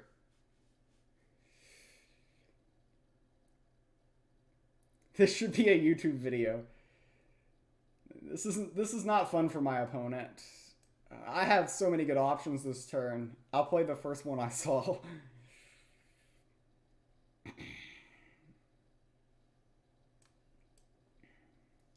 So if any of you hate aggro war, if you hate the aggro war meta, you're probably enjoying this game. I'm just speeding the game up now for my opponent's sake. Oh boy. 11 wins, 1 loss.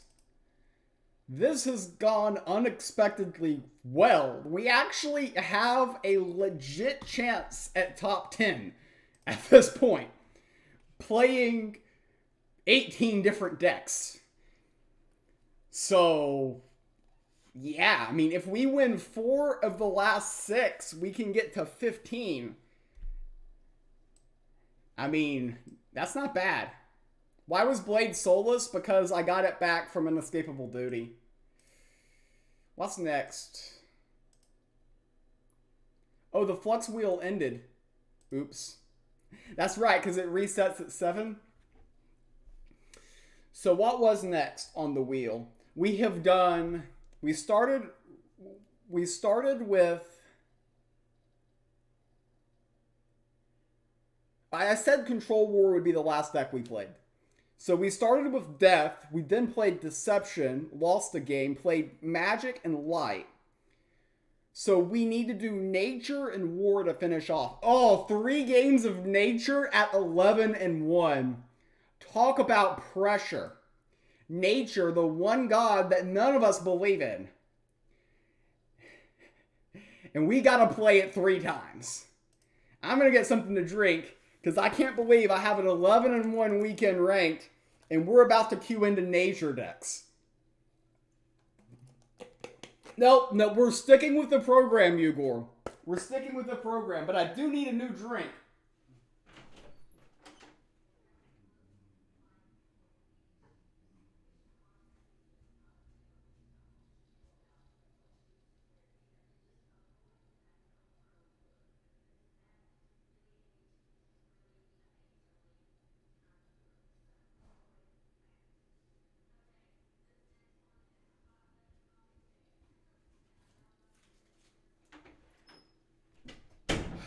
All right. Here we go. It's Nature time. When you do a challenge like this, you don't care about results. You care about the journey. We have a top 10 potential weekend ranked. And now we've gone to Nature. We've got 3 games with Nature. We've got Amazons, which is what we're queuing up. We've got Control Nature, and we have Famous from the $6,000 World Championships, the biggest tournament ever in Gods Unchained history. Degen region will be back. We're going first, so we've got half of the solution. This is interesting. If I play this on 1 and these 2, if I can stick this on 1, I can win the game.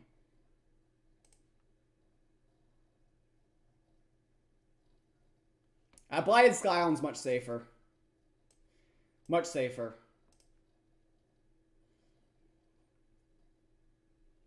This guy is Beast Nature. You can beat him. Oh yeah, you can just GP that. It's much safer. They just GP it.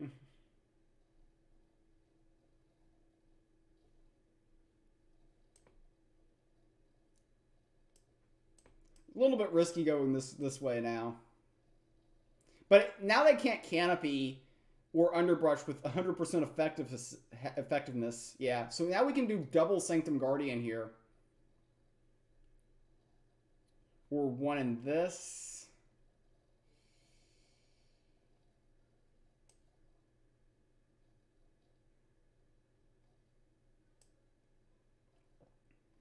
So actually, I want this one to get the buff.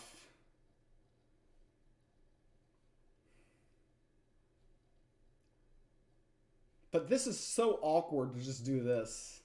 I think this is correct, though. Because I get the buff there.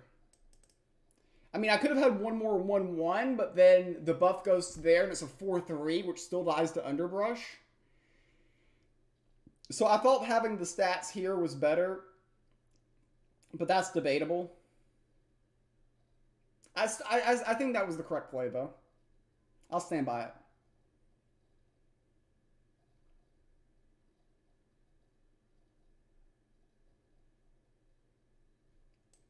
Okay, pretty easy line to find here.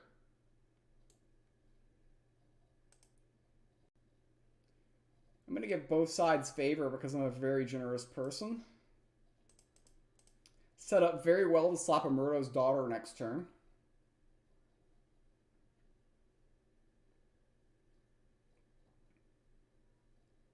This is not a bad start. And some of these minions can be very difficult to deal with if we get this on the board. Especially since they seem to be... It's hard to say. Are they control or aggro? Everything they play can go kind of in both. They hit the perfect minion, unfortunately. Will they go 2 for 2? They do not. So yeah, we get the big buff on this. So this is a big minion. They can still deal with it with a lightning strike and a little bit of luck with Selena's Mark.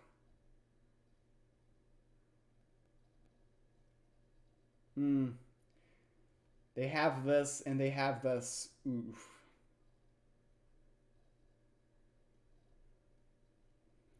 Now we're running out of cards. And they were able to deal with our stuff. Our deck does not have a late game, by the way, chat.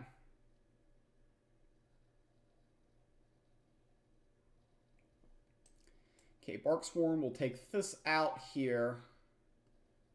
I just gotta hope they don't have an AoE. They're lowish on cards, so there's that. Can maybe buy the Card Shark, maybe buy the Tartessian Improviser. I'm leaning more toward the Tartessian Improviser since they played this.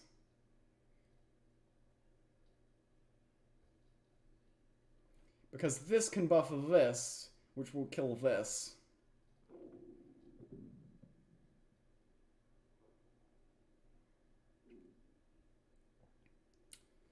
Depending on what we draw, of course.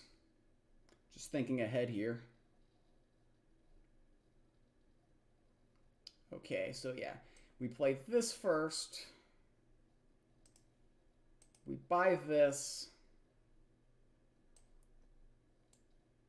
This buffs this.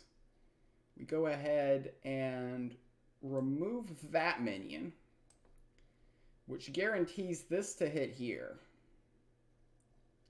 Now we're really asking the question, do they have an AoE? If they have the Hunt or Enchanted Vines, we're going to see them slap that down so fast your head will spin. Okay, they don't have that. So that's good. But we can only deal 8. That was a good top deck, I believe.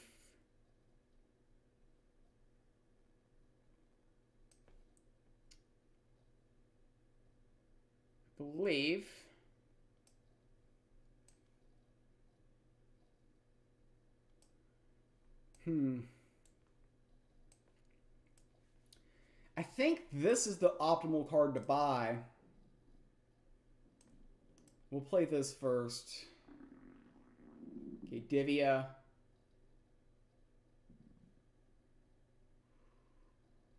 Is Greedy keeping... think we get rid of this. Keep Divya.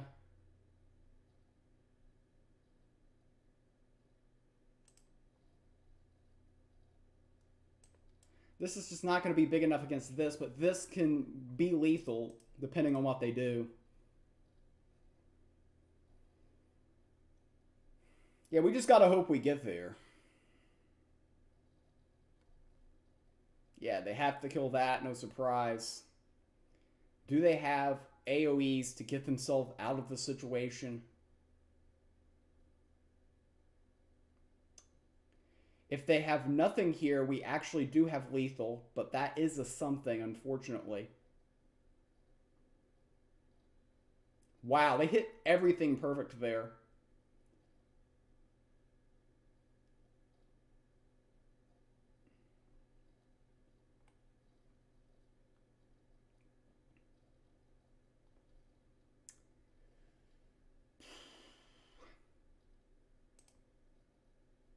Okay.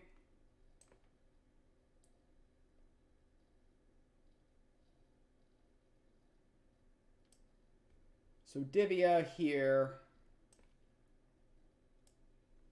And this will just hit here.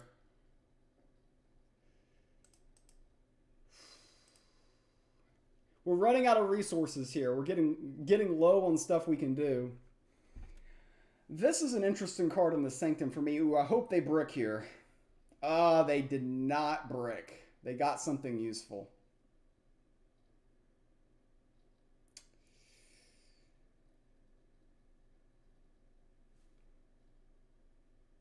Well, if I went face with the other minion, the 6-1 would have killed the 4-5. So that felt like a mistake. Ooh, okay, this is good. That was a good top deck. That was a good top deck here. And we'll grab the Lambasting Wand for those additional points of burst here. Still threatening lethal.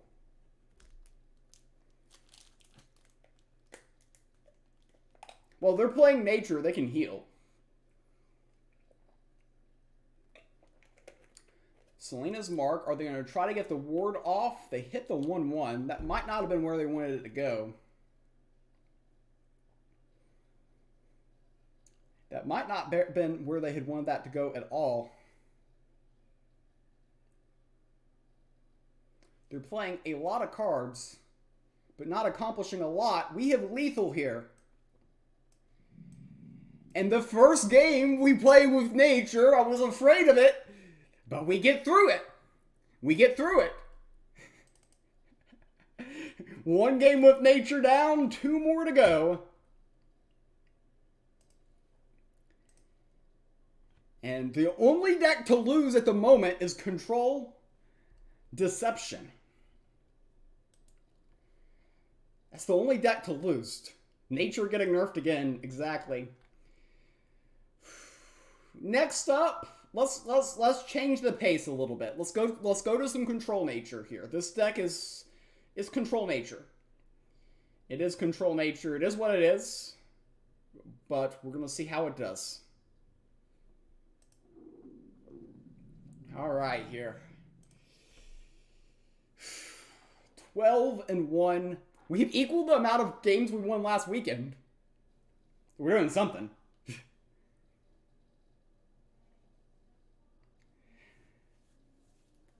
So yeah, we've got a potential 50-minute game. Droopy, for sure. Potential 50-minute game here. We've got Control Nature. I built them all from scratch. I mean, I've been playing this game a long time, Stephen Hawkins. So this is Control Nature. We're facing Graveless here.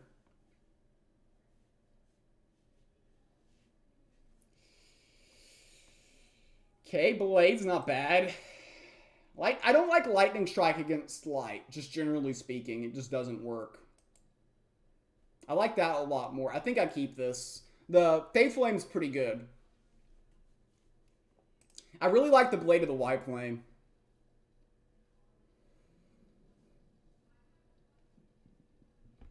Okay, Vesper. So it's kind of insulting for Vesper. It's dying to Fey Flame. That's stuff like That just feels a bit cruel, because it's like, I'm designed to kill relics, and then he gets killed by a relic.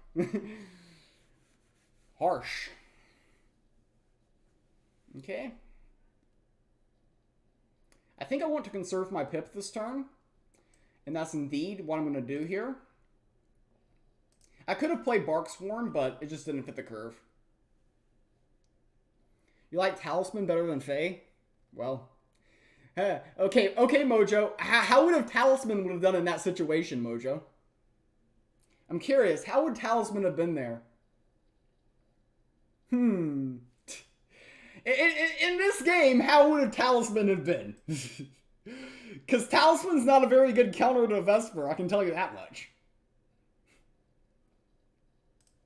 Yeah, we've conserved our pip. We've got Ember Oni here. We're chilling at the moment. We're chilling. Ritual Rod. Yeah. But Blade takes this out. Honestly, this and GP is probably the cleanest. Or I can do this and this. That's clean too. Yeah, Ico's probably smart.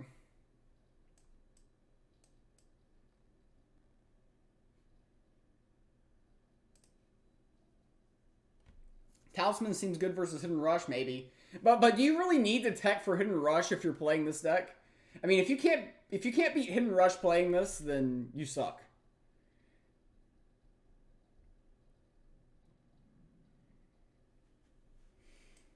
This is just funny.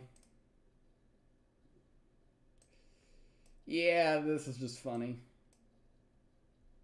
Why did you say about Faith Flame Blade? Why'd you say about Faith Flame Blade? Faith Flame Blade came to play. That's all I know.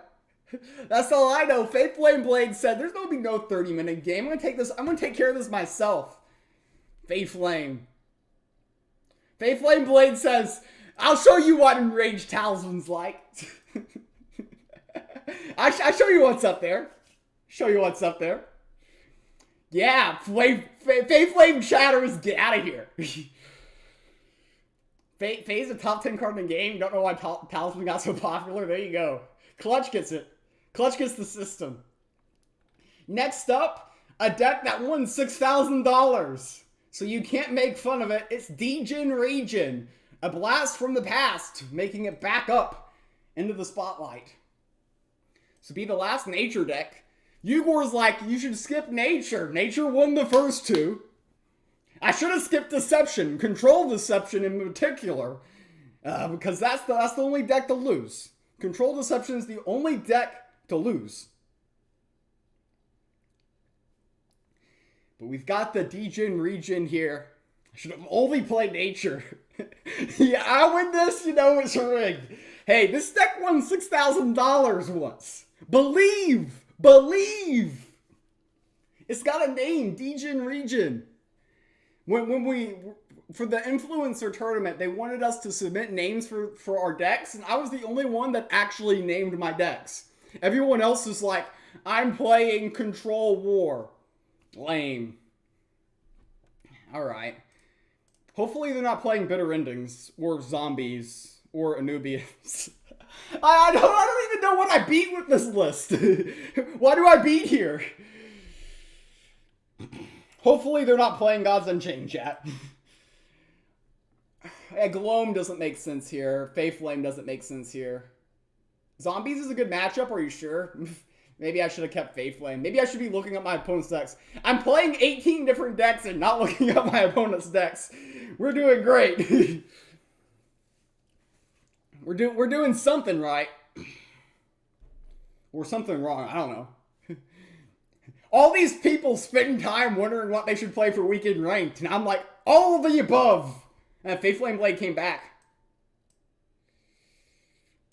Aggro Zombies is good, but Control Zombies is bad. Yeah, but everyone plays Control Zombies now, right? Like, there's like Aggro Zombies aren't even a thing. Ah. This is annoying, the Pyramid Warden. I may be bitter endings if I'm fast and they... Yeah, I have some outs against bitter endings. They're not bitter endings if they're running Pyramid Warden, though. Control Death, GG, or BG. Pretty sure I'm playing the best deck this weekend and 17 other decks. There you go.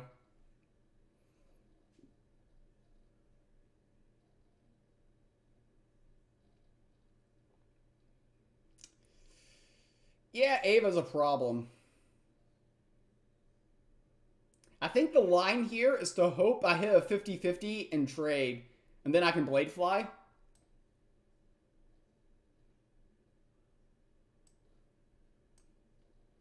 Okay. Chat, I'm going to give you some intel. The secrets of GU. This cat is going to ignore whatever I tell it to do. It's a gangster cat. This lives in the streets. So I want to make trade, but I don't attack here. I attack here, and it's going to make the trade.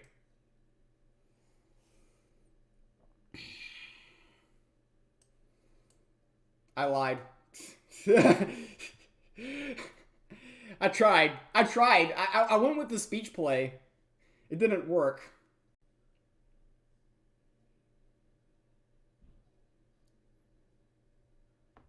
They're going to Blight Bomb their own Ava to transform both of these. That's what's going to happen here. This card, Living, is going to win them the game. We're basically screwed now. It is the cat's fault 100%, indeed. Apparently this was a good cat and I didn't even know it. I thought it was a bad cat.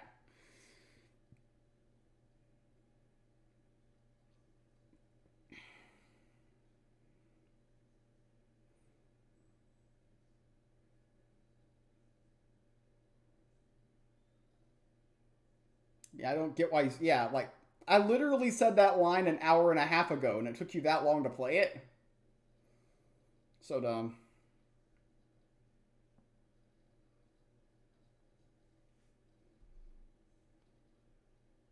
Like, I know what's in his hand better than he knows. Bladefly is a good card to play with the Ava stuff going around, because if they kill this, it actually doesn't transform the Bladefly tokens because they're too expensive.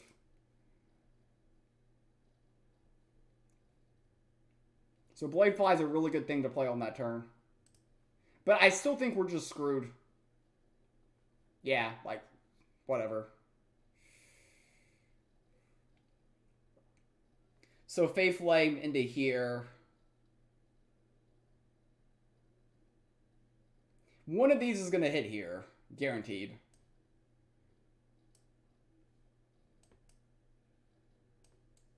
Oh, reverse psychology or something.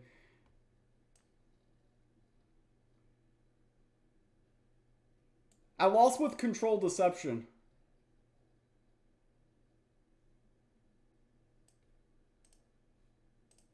I've just got to go wide fast and hope to get there. Trial of the Hydra is a very interesting card to draw, actually.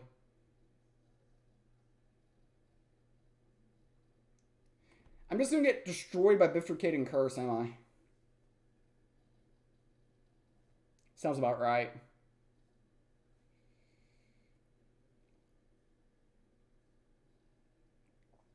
The question is do I burn the Trial of the Hydra now or wait for it the second go around? I might go for it and just hope they don't have it. But, I mean, they always have it with the amount of cards they've drawn, right? I think they always have it. But we're pretty wide. We're going to force the Bifurcating Curse.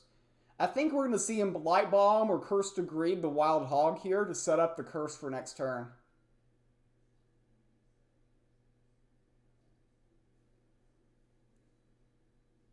I'm not hiding, chat. I'm not asleep.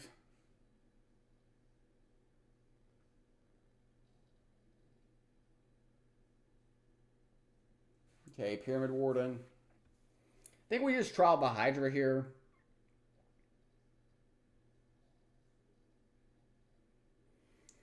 Degen.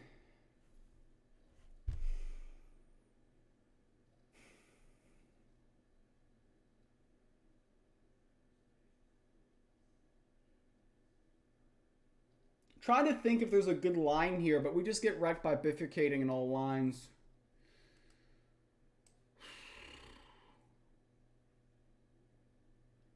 I mean, I think I just have to play it.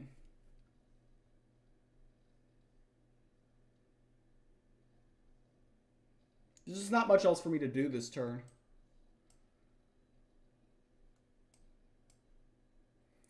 We do get another minion back from the void. I was hoping to get an odd cost. That's actually a really bad minion to get. Oh.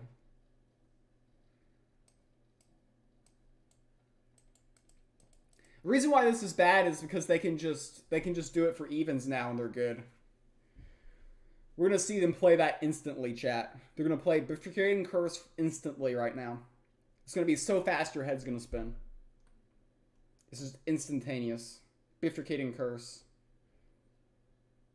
And then they're going to brag to all their friends on Facebook about how much of a genius they are, about how they figured out the line.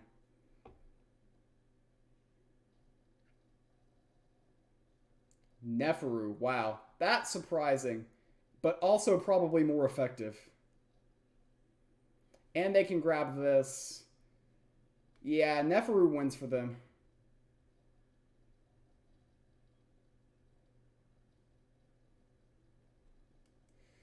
Blade, but then they can replay Nef.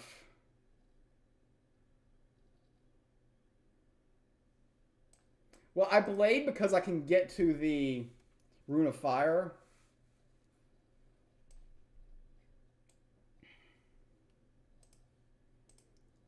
Nef deals another 3 to their own face. I'm going to pip out Fae Flame, which is just awkward. They get healing in the Sanctum. That is so unfortunate. That is so unfortunate. Yeah, they just replay Nef here. Oh, demo? Hortuck. Yeah. Yeah, I think we're done now. I think we have 0 outs, as the kids would call it. What a whale, exactly.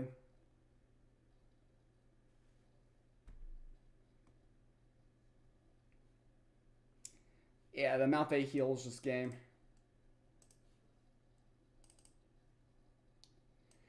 Oh well, 13-2. We need to win 2 of the last 3 with War to have a chance at the nearly impossible sounding top 10. We're going to get back under our horse here. We're going to get back with a deck that we've played a ton. It's Aggro War. Its name is Beep Beep. It comes out with a lot of speed. And that's what we're going to do. Control Deception and Degen Regen are the 2 decks that have lost. We have made it to War, our final god. We have a Aggro War. This is Aggro War. We have an Olympian War. And we have a Control War. I promised somebody in chat earlier today, who's probably stopped watching, that I would play Control War for the final game. So that is what we've got left on the docket. 3 games left. Poll for chat. Are you feeling a top 10? Yes. No. We're going second, so that's going to influence this poll. This deck is very aggro. Definitely wants to go first. This is not horrendous. I'm going to keep this. Or do I get rid of...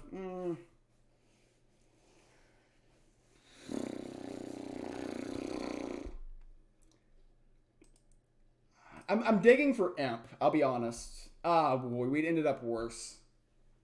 We got greedy on the mulligan.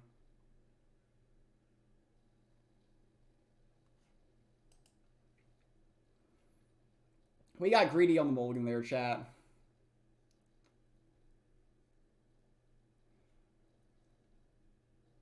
The thing is regardless of what we kept, we're just completely screwed here. Top decking Whetstone and Vicious Rend. Jeez, we've drawn the nut low. It's like we've already lost this game is what sucks. And this is like supposed to be one of my better decks. But no, we're screwed here. There's basically no way to come back and win this game.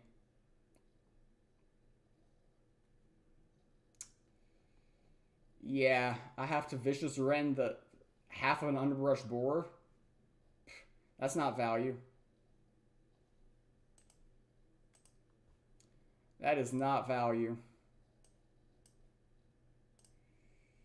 Whetstone's completely dead here. We have no pressure. Maybe try to slip down an Ico, but again, with the GP, they just peel. Okay, Martyr.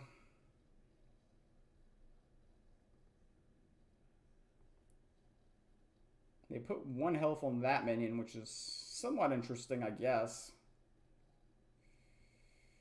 Double Whetstone.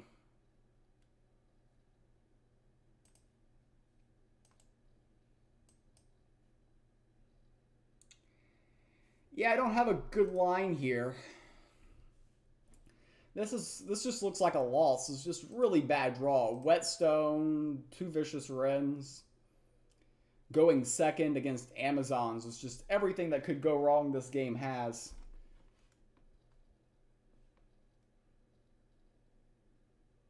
GP 15 times, yeah.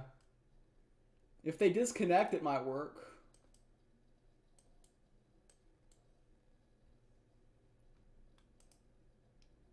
But this game looks to be another loss here. We're going to need to win the final 2 games, the Olympian War and Control War, to get a top 10.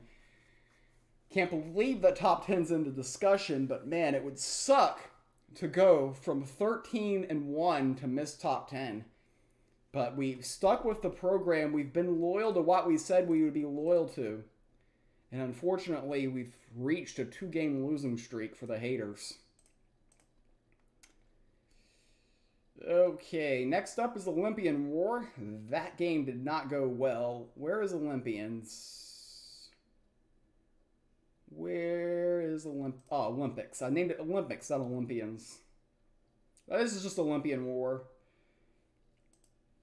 It's kind of an aggro-based deck, but with Olympians instead.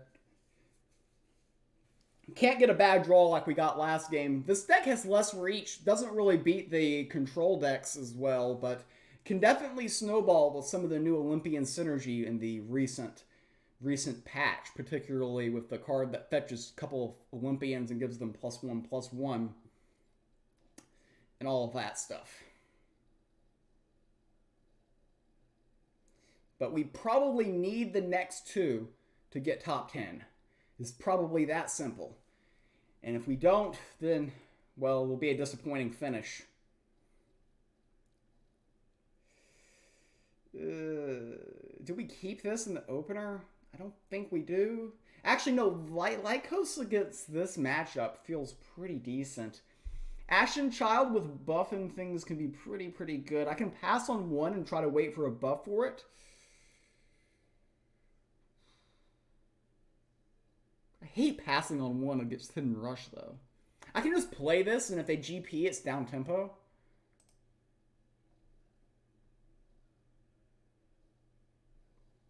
Okay, this is reasonable. What deck felt the strongest? I mean, nothing has really stuck out. Okay, but our Lykios Inheritant does deal with this, which is very key. Go ahead like this. So we may be doing this to kill this. Might be a very important thing to note.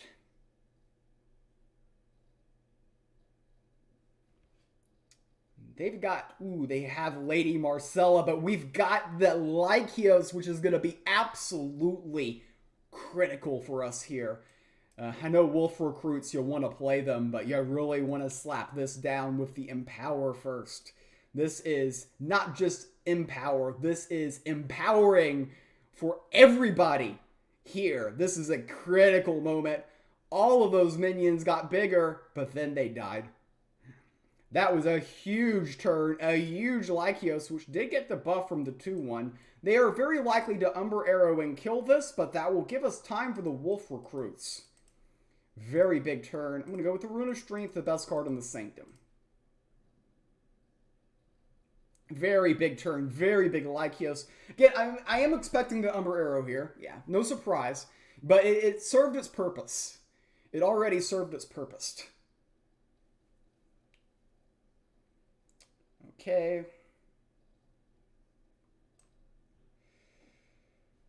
I'm going to go with the Wolf Recruits here.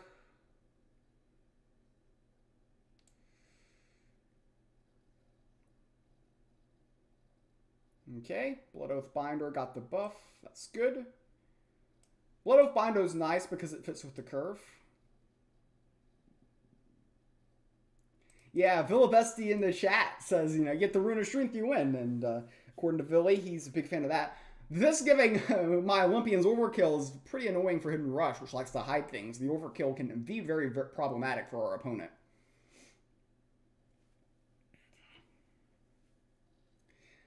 Even though they had the counter for the Lycios, they dealt with it very well. It did serve a purpose.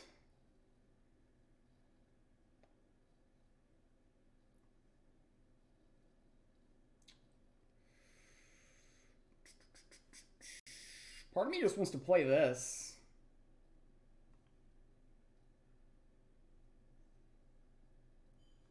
But maybe this and this is more sensible. With this next turn, maybe.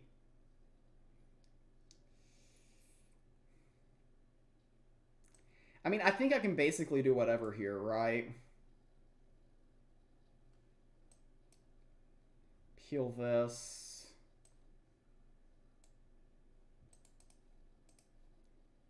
We're at 26, so we're feeling pretty good there.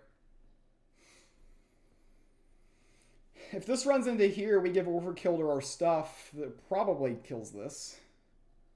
Are they going to hide? Are they going to Assassin's Aim now? Alright, Umber Arrow, so they will be able to peel this minion. This will peel this minion. Assassin's Aim, they're going to race.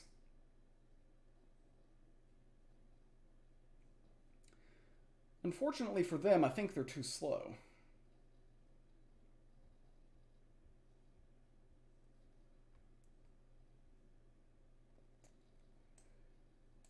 But I'll race them.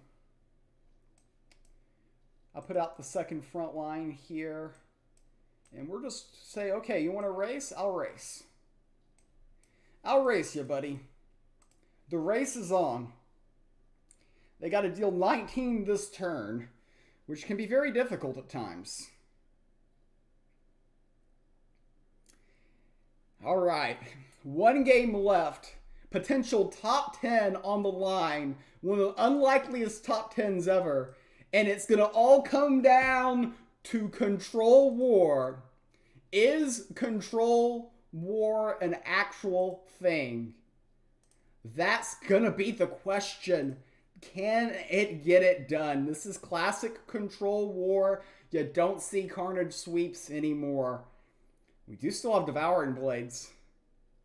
But can it get it done? I'm going to run to the restroom real quick because I've been drinking too much Powerade, but we will be back for the grand finale.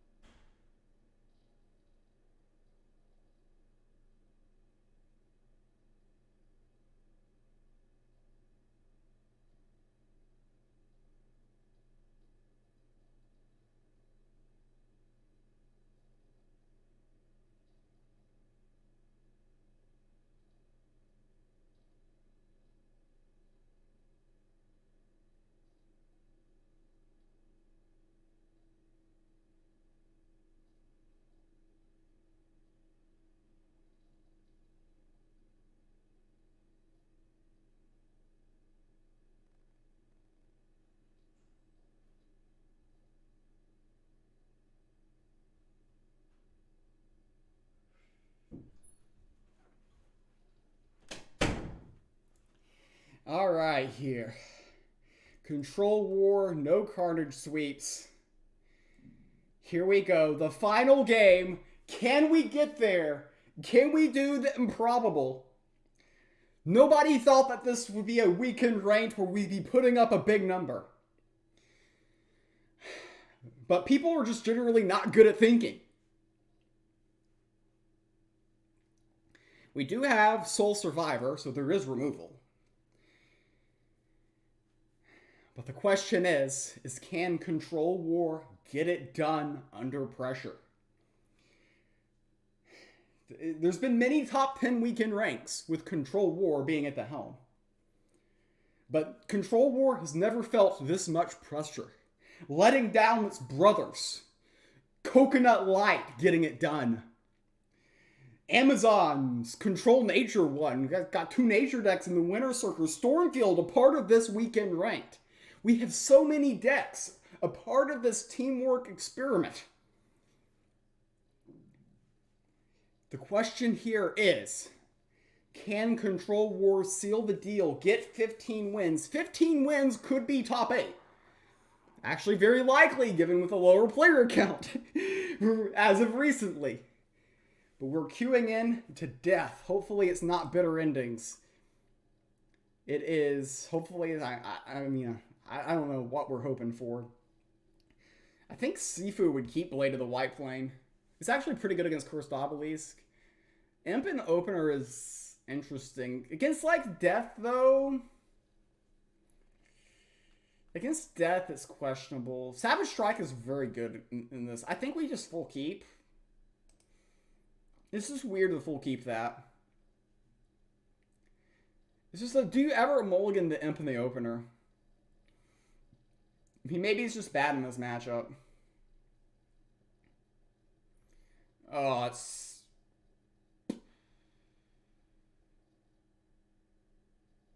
Chat, we got hard countered.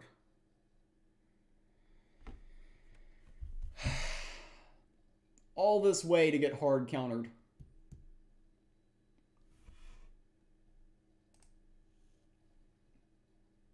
I misclicked, chat. I misclicked. I can't believe I misclicked. I can't believe I misclicked.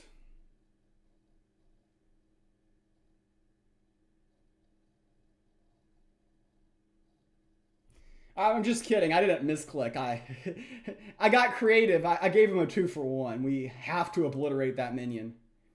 It was a risky line. It was a risky line for sure. Yeah, draw a hall. That's one way to play there. Conceding looks nice? Maybe. I mean, we did obliterate a priestess, so that's pretty good.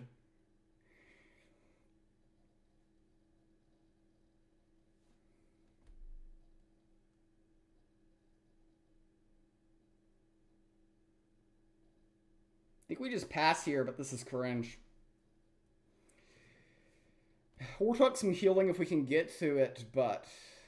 I mean, we did obliterate priestess. If the other priestess is the bottom of their deck, do we have a chance? I'm actually legitimately asking the question because I do not know the answer.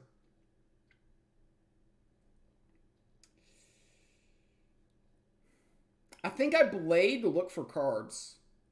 I think chat was actually right when they said that I need Grand Hall. So I'm going to get the card draw generation going here. I have to play this game perfectly to have a 1% chance. This is a really bad matchup. But Grand Hall is in the deck. So we will draw another card with this. Okay, I mean, White Regard's pretty solid here.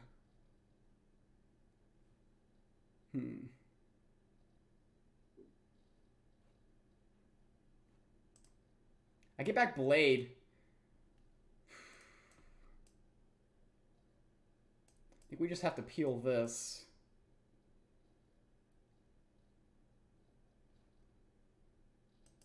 Blade's not bad. I mean, white for, if we can get Hortuck, we can actually win this, chat. This is a really difficult matchup, but we can win it. Remember, we have obliterated one Priestess of Takat. We have obliterated a Priestess of Takat, which is huge.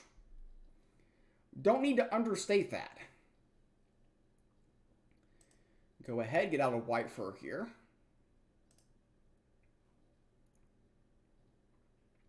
Hortuck's interesting. Hortuck is interesting. They're going to get tons of Vile Reavers in the Void, but if they have nothing to juice them with, ooh, they've got this. Is there a way that I can just ping this for just a small amount of damage? Because I have the Into War. If I could obliterate this minion, it would be huge.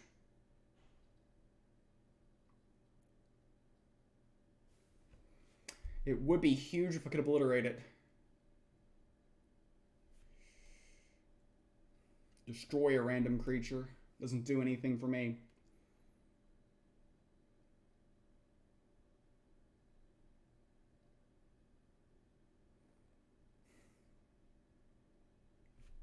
I think we go wide here and hope we top deck with one of these Grand Hall. I hate doing this. Foul for the healing. Land of the Dead here is rough. Land of the Dead here is rough.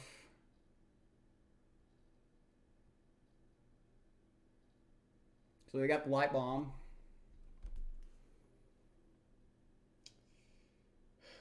Where is Grand Hall, chat?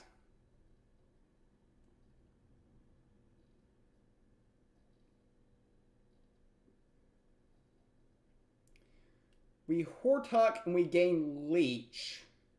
The 5/5 with Leech I think is best.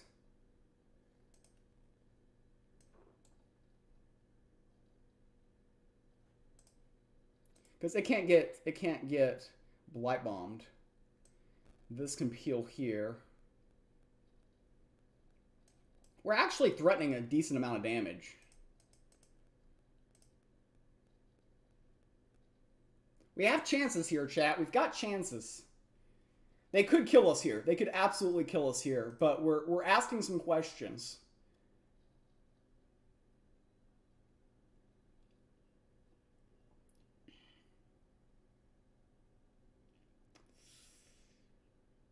Unfortunately, okay, Ragnarok is going to deal with most of my board.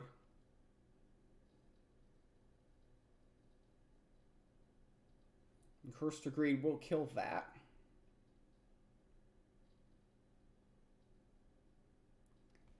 Five, 10. We can push some damage here. The Pharaoh's Heirloom will actually gain us health.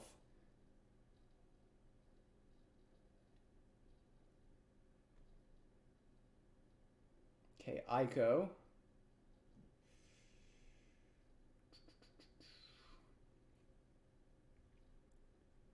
Did I just GP?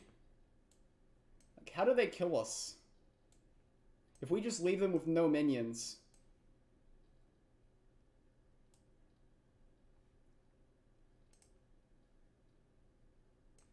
They have nothing to attack into. I'll grab this.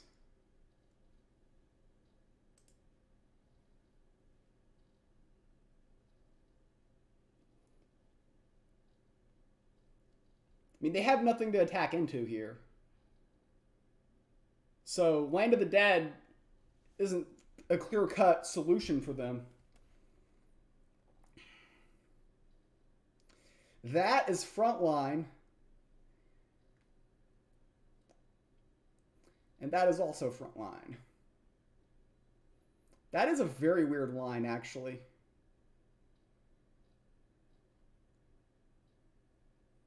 Losing Demo. Do we have lethal here?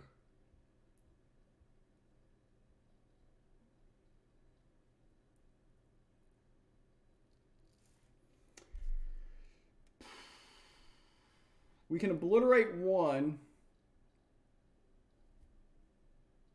If I get Imp from Pyramid Warden, yeah. I think I just attack here into here and then see what I get. Maybe heal for 4 or something.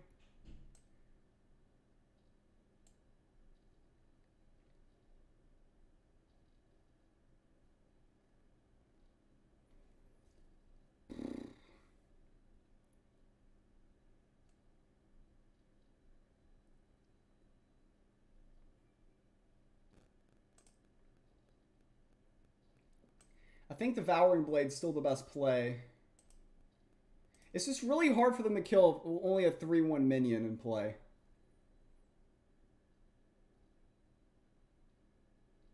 But you could argue that maybe I should have done this. Okay, Curse to Greed, we don't mind seeing at all. We don't mind seeing Pharaoh's Heirloom at all either. This is desperate, but it's not enough. We indeed have lethal here. The people that thought it was impossible.